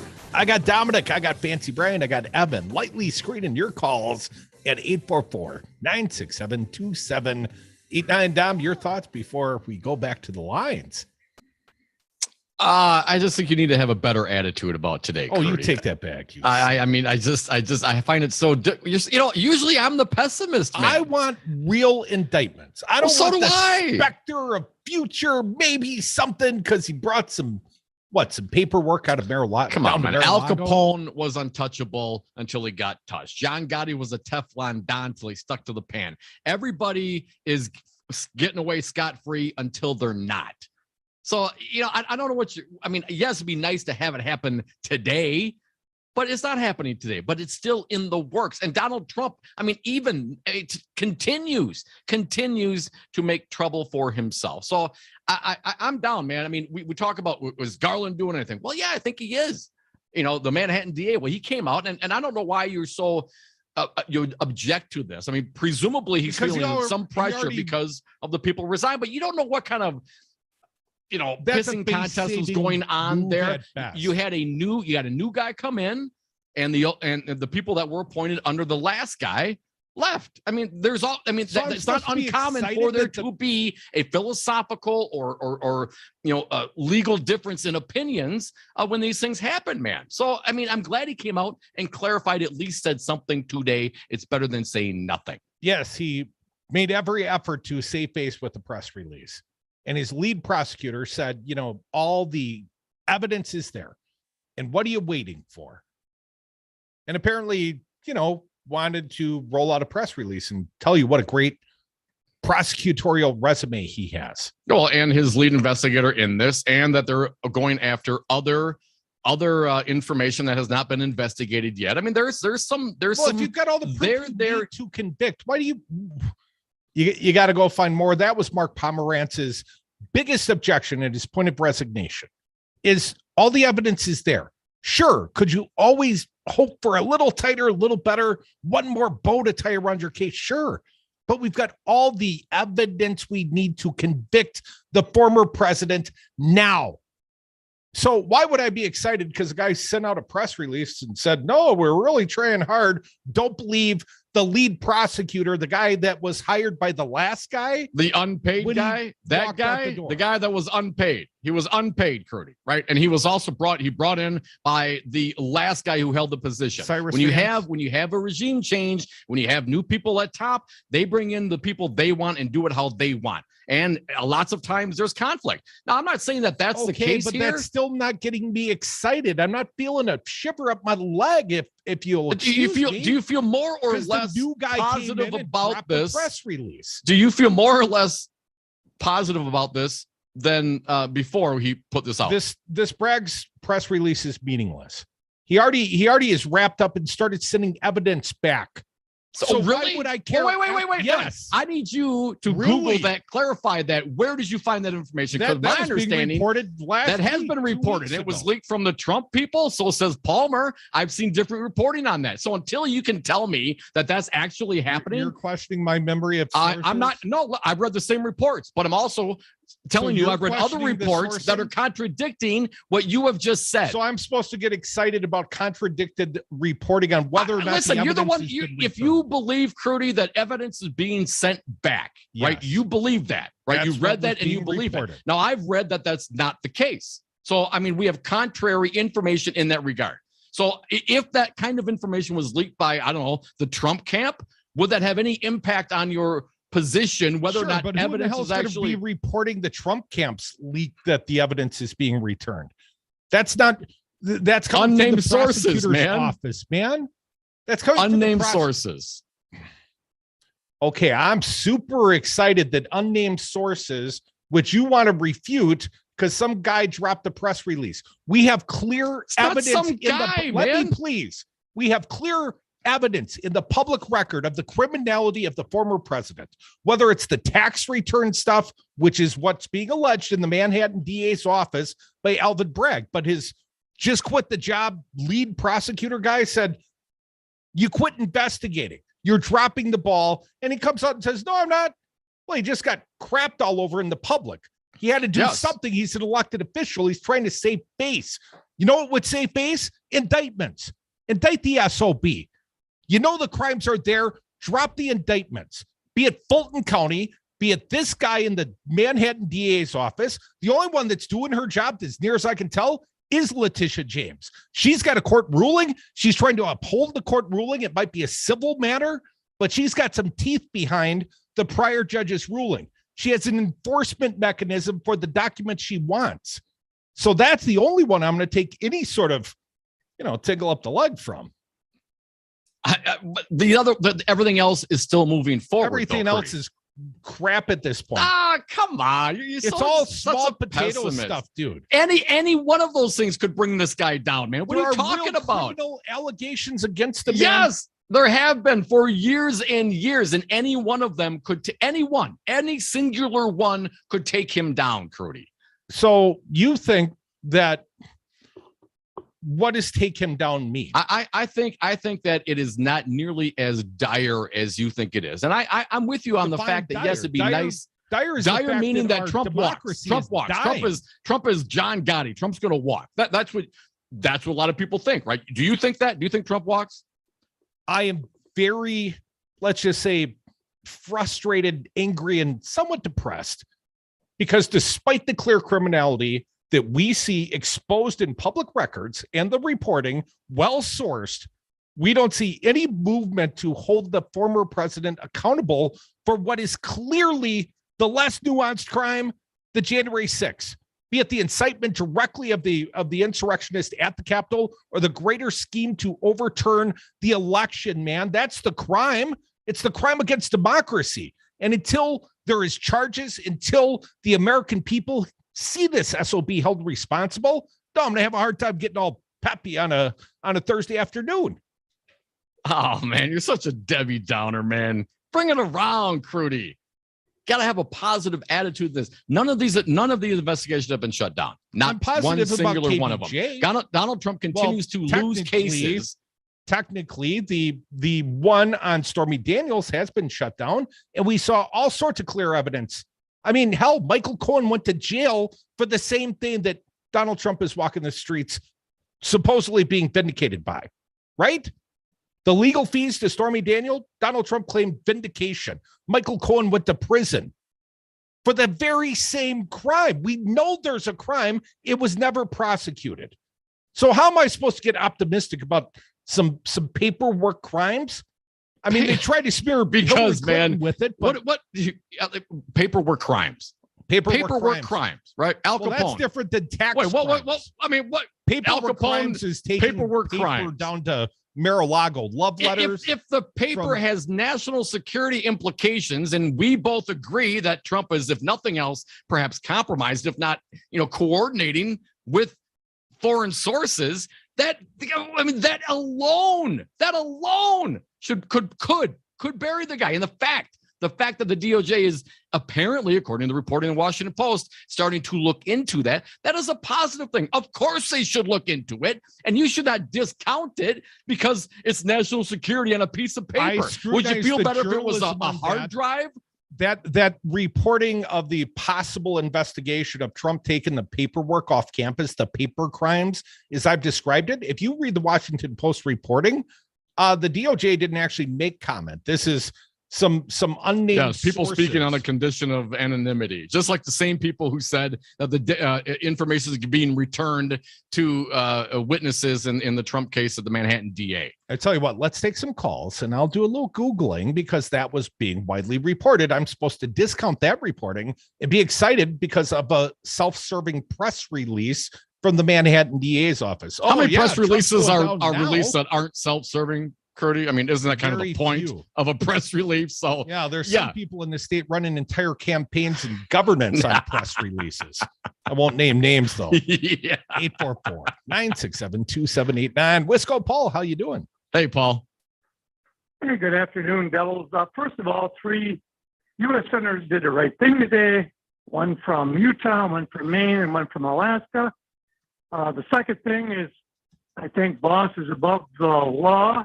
Shadow Governor Gableman still doing what he's doing. And what you guys are talking about right now, I watch Garland on TV. He doesn't exactly inspire my trust the way he does things. He doesn't, I don't know, he doesn't have it like Crudy would say. And Tom, you were positive way back in Mueller and the second impeachment and on and on and on. Nothing's happened to the man. He just keeps going on. And also, they're running the clock right now. If running the clock, all they got to do is January 1st of next year, and the clock runs out, and Trump walks, and he may get to run for president again. So I kind of lean towards Crudy. You're a smart man, I'm a Paul. Debbie Downer on this one. Well, there's. All right, you guys have a great day. You're cool when you argue. Excuse me. Thanks, Paul. Appreciate it, Paul. Take care, man. Here's what I would say. It's not that and I'm very, very happy about the KBJ, the new Supreme Court nominee that was confirmed today. I'm very happy that 3 Republicans of conscience voted for her, but there's real crime. The January 6th, the insurrection, and the trying to overturn the election. That's the real crime. That's the prosecution I want to see.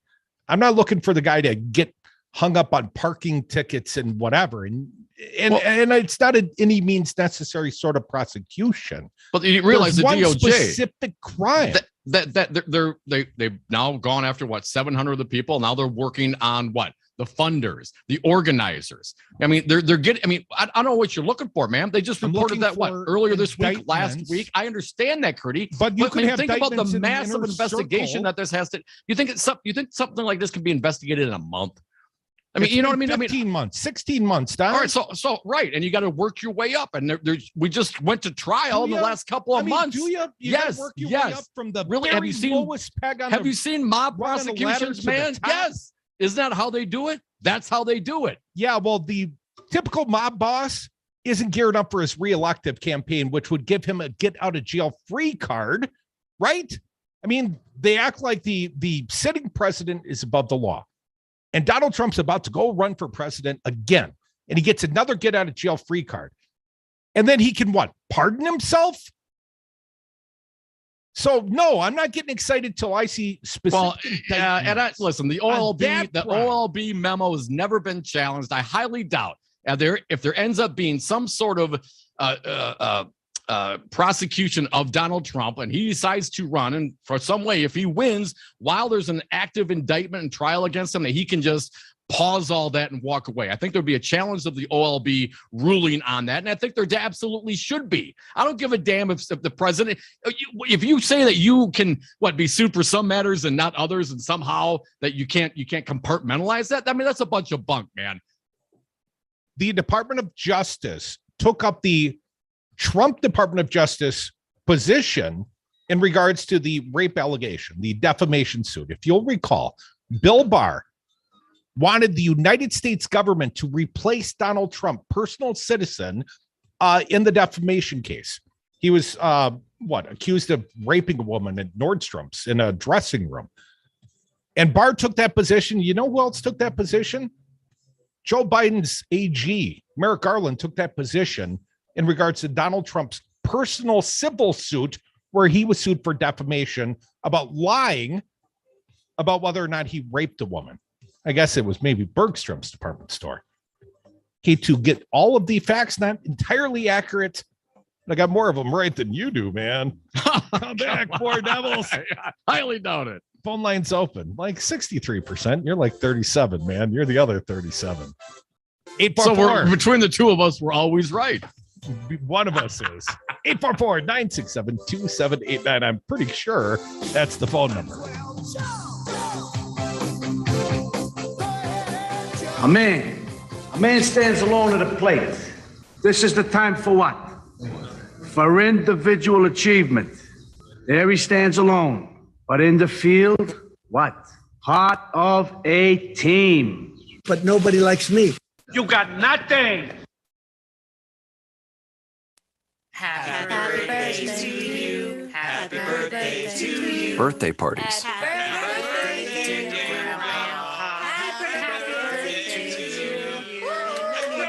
Getting back to the moments we miss starts with getting informed. Get the latest info about COVID-19 vaccines at getvaccineanswers.org. It's up to you. Brought to you by the Ad Council. Spruce up your home with soy candles from Wisco Home Goods. I'm Don, one of the owners of this family-owned Midwestern business in Madison, Wisconsin. Our candles are 100% sustainable and come in a variety of unique blends and scents. Did you know our candle jars are also double old-fashioned glasses? That's right. Buy a candle and you get a free cocktail glass.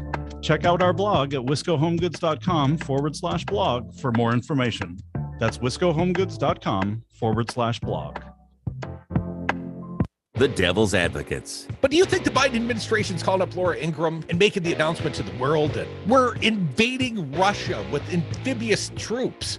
Come on, Trump. I mean, and I want to hear fine Trumpsters that want to defend that crap. You know, he's a little late for the early bird buffet. Maybe you people were just naive marks who believed he was a super genius. Then I got some land I'd like to sell you outside of Fukushima. Check out the entire podcast library at darnwi.com.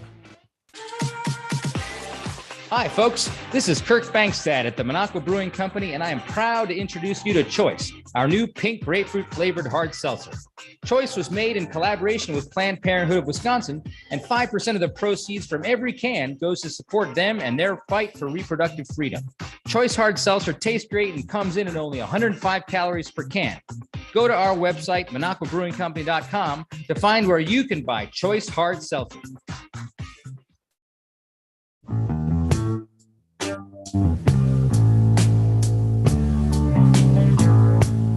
60% of the time, they're right every time. The Devil's Advocates.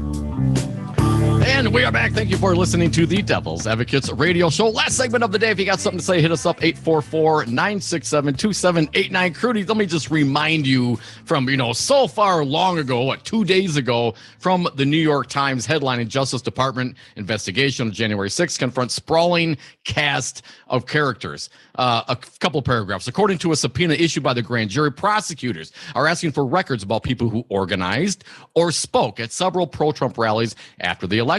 They presumably include 2 events in Washington and in November and December 2020 that preceded the gathering in the Ellipse. The subpoena is also seeking records about anyone who provided security at those events and about those who were deemed to be quote unquote VIP attendees. Moreover, it requests information about any members of the executive and legislative branches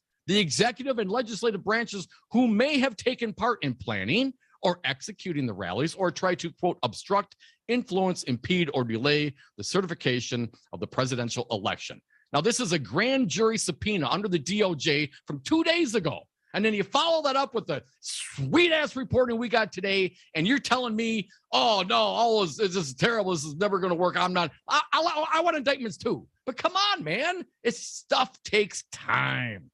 Is that Ken Vogel's work at the New York Times? No, Maggie Haberman and others. Okay. We got to invite Vogel back on. I know. Yeah. I sent you a piece from him the other day. I think that was about the GOP, another secret billionaire funding organization at the GOP. Apparently Trump's hoarding all the money. Shocking. Trump's hoarding all the money. Don, before we go to the phones, I want to get one state headline now. It's sort of along these very same lines. The Gableman investigation's now expected to run into July. Bring it to the midterms, baby. Now, they were supposed to end this thing, multiple different times back last October, and then it was the end of the year, and then it was March into April, and now they're talking July. And I don't care about the expense because, they burn taxpayers' money for lots of no good reasons. But this gives life, breathes life, and new reporting at the Journal Sentinel, Patrick Marley and Molly Beck. And here's something I did not know. Those conducting Wisconsin's review have blown through 3 deadlines and are poised to miss one next week. They're supposed to complete their work by the end of April, but are on track to keep going through at least July. But here's the part I had not heard prior. Assembly Speaker Robin Foss of Rochester had sought to tamp down talk of pursuing the impossible task of decertifying the 2020 election. Perhaps inadvertently, he breathed life into the movement when he met with attorney John Eastman a week and a half before a federal judge determined Eastman had likely committed a crime by trying to help Trump stay in office. I didn't know that Foss met with John Eastman. So anyways, that's new news. And this investigation is going to go on and on and on. What about the investigation of the spring election we just had this week? I mean, are you concerned about the absentee ballots? Aren't you concerned about the percentage of, people who voted in the elder care homes? I mean, what about drop boxes? I mean, absentee ballots. I mean, what about that? What about the last election? I mean, Gableman was down in Florida during the election. He, like you, Crudy, didn't even bother to vote. He's so concerned about the election, but nobody is talking about the election that Trump wasn't in. Don't you find that? I mean, if you were concerned about elections, wouldn't you be all over this one? Come on. I mean, it's obviously BS, people. 844-967-2789. That's really the phone number, I'm pretty sure. CJ, welcome. Hey, CJ. Hey, Devils.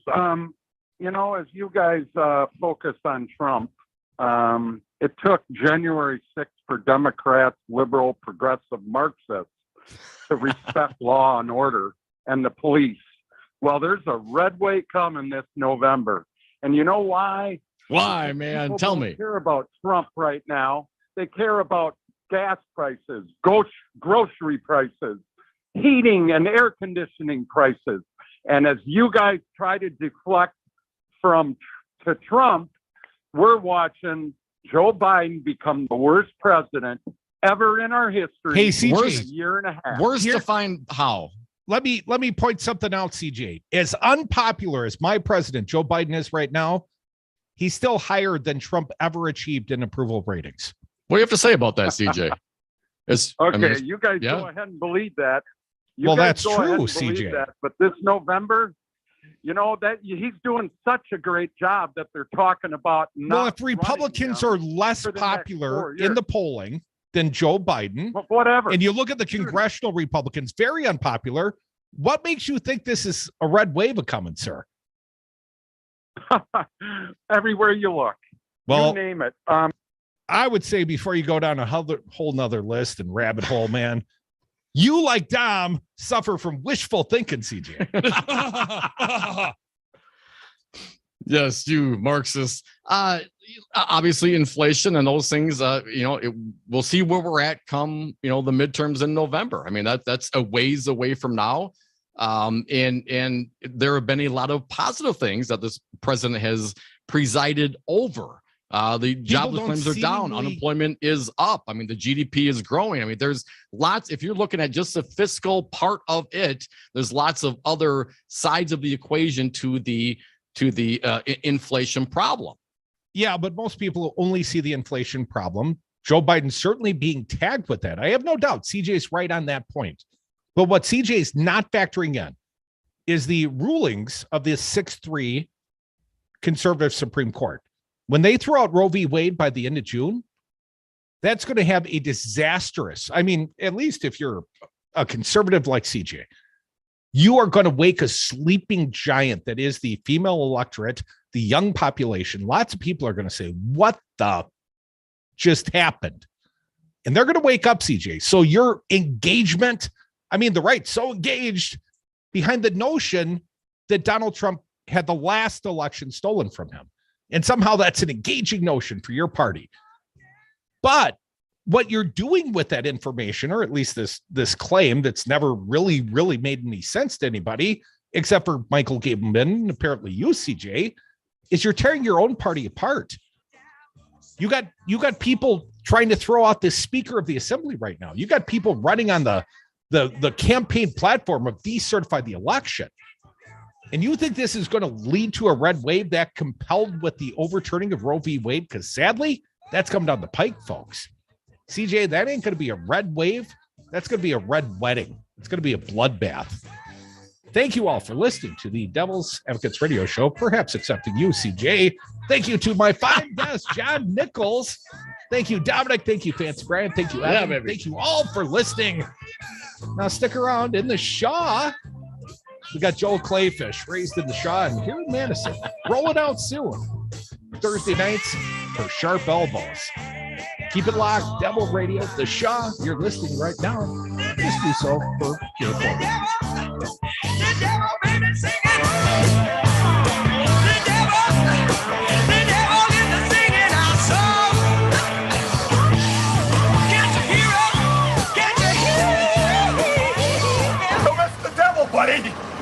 won. We beat anybody.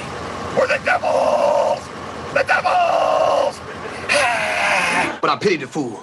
Don't worry, nobody. There's only one day I circle on the calendar each year, 420, and there's only one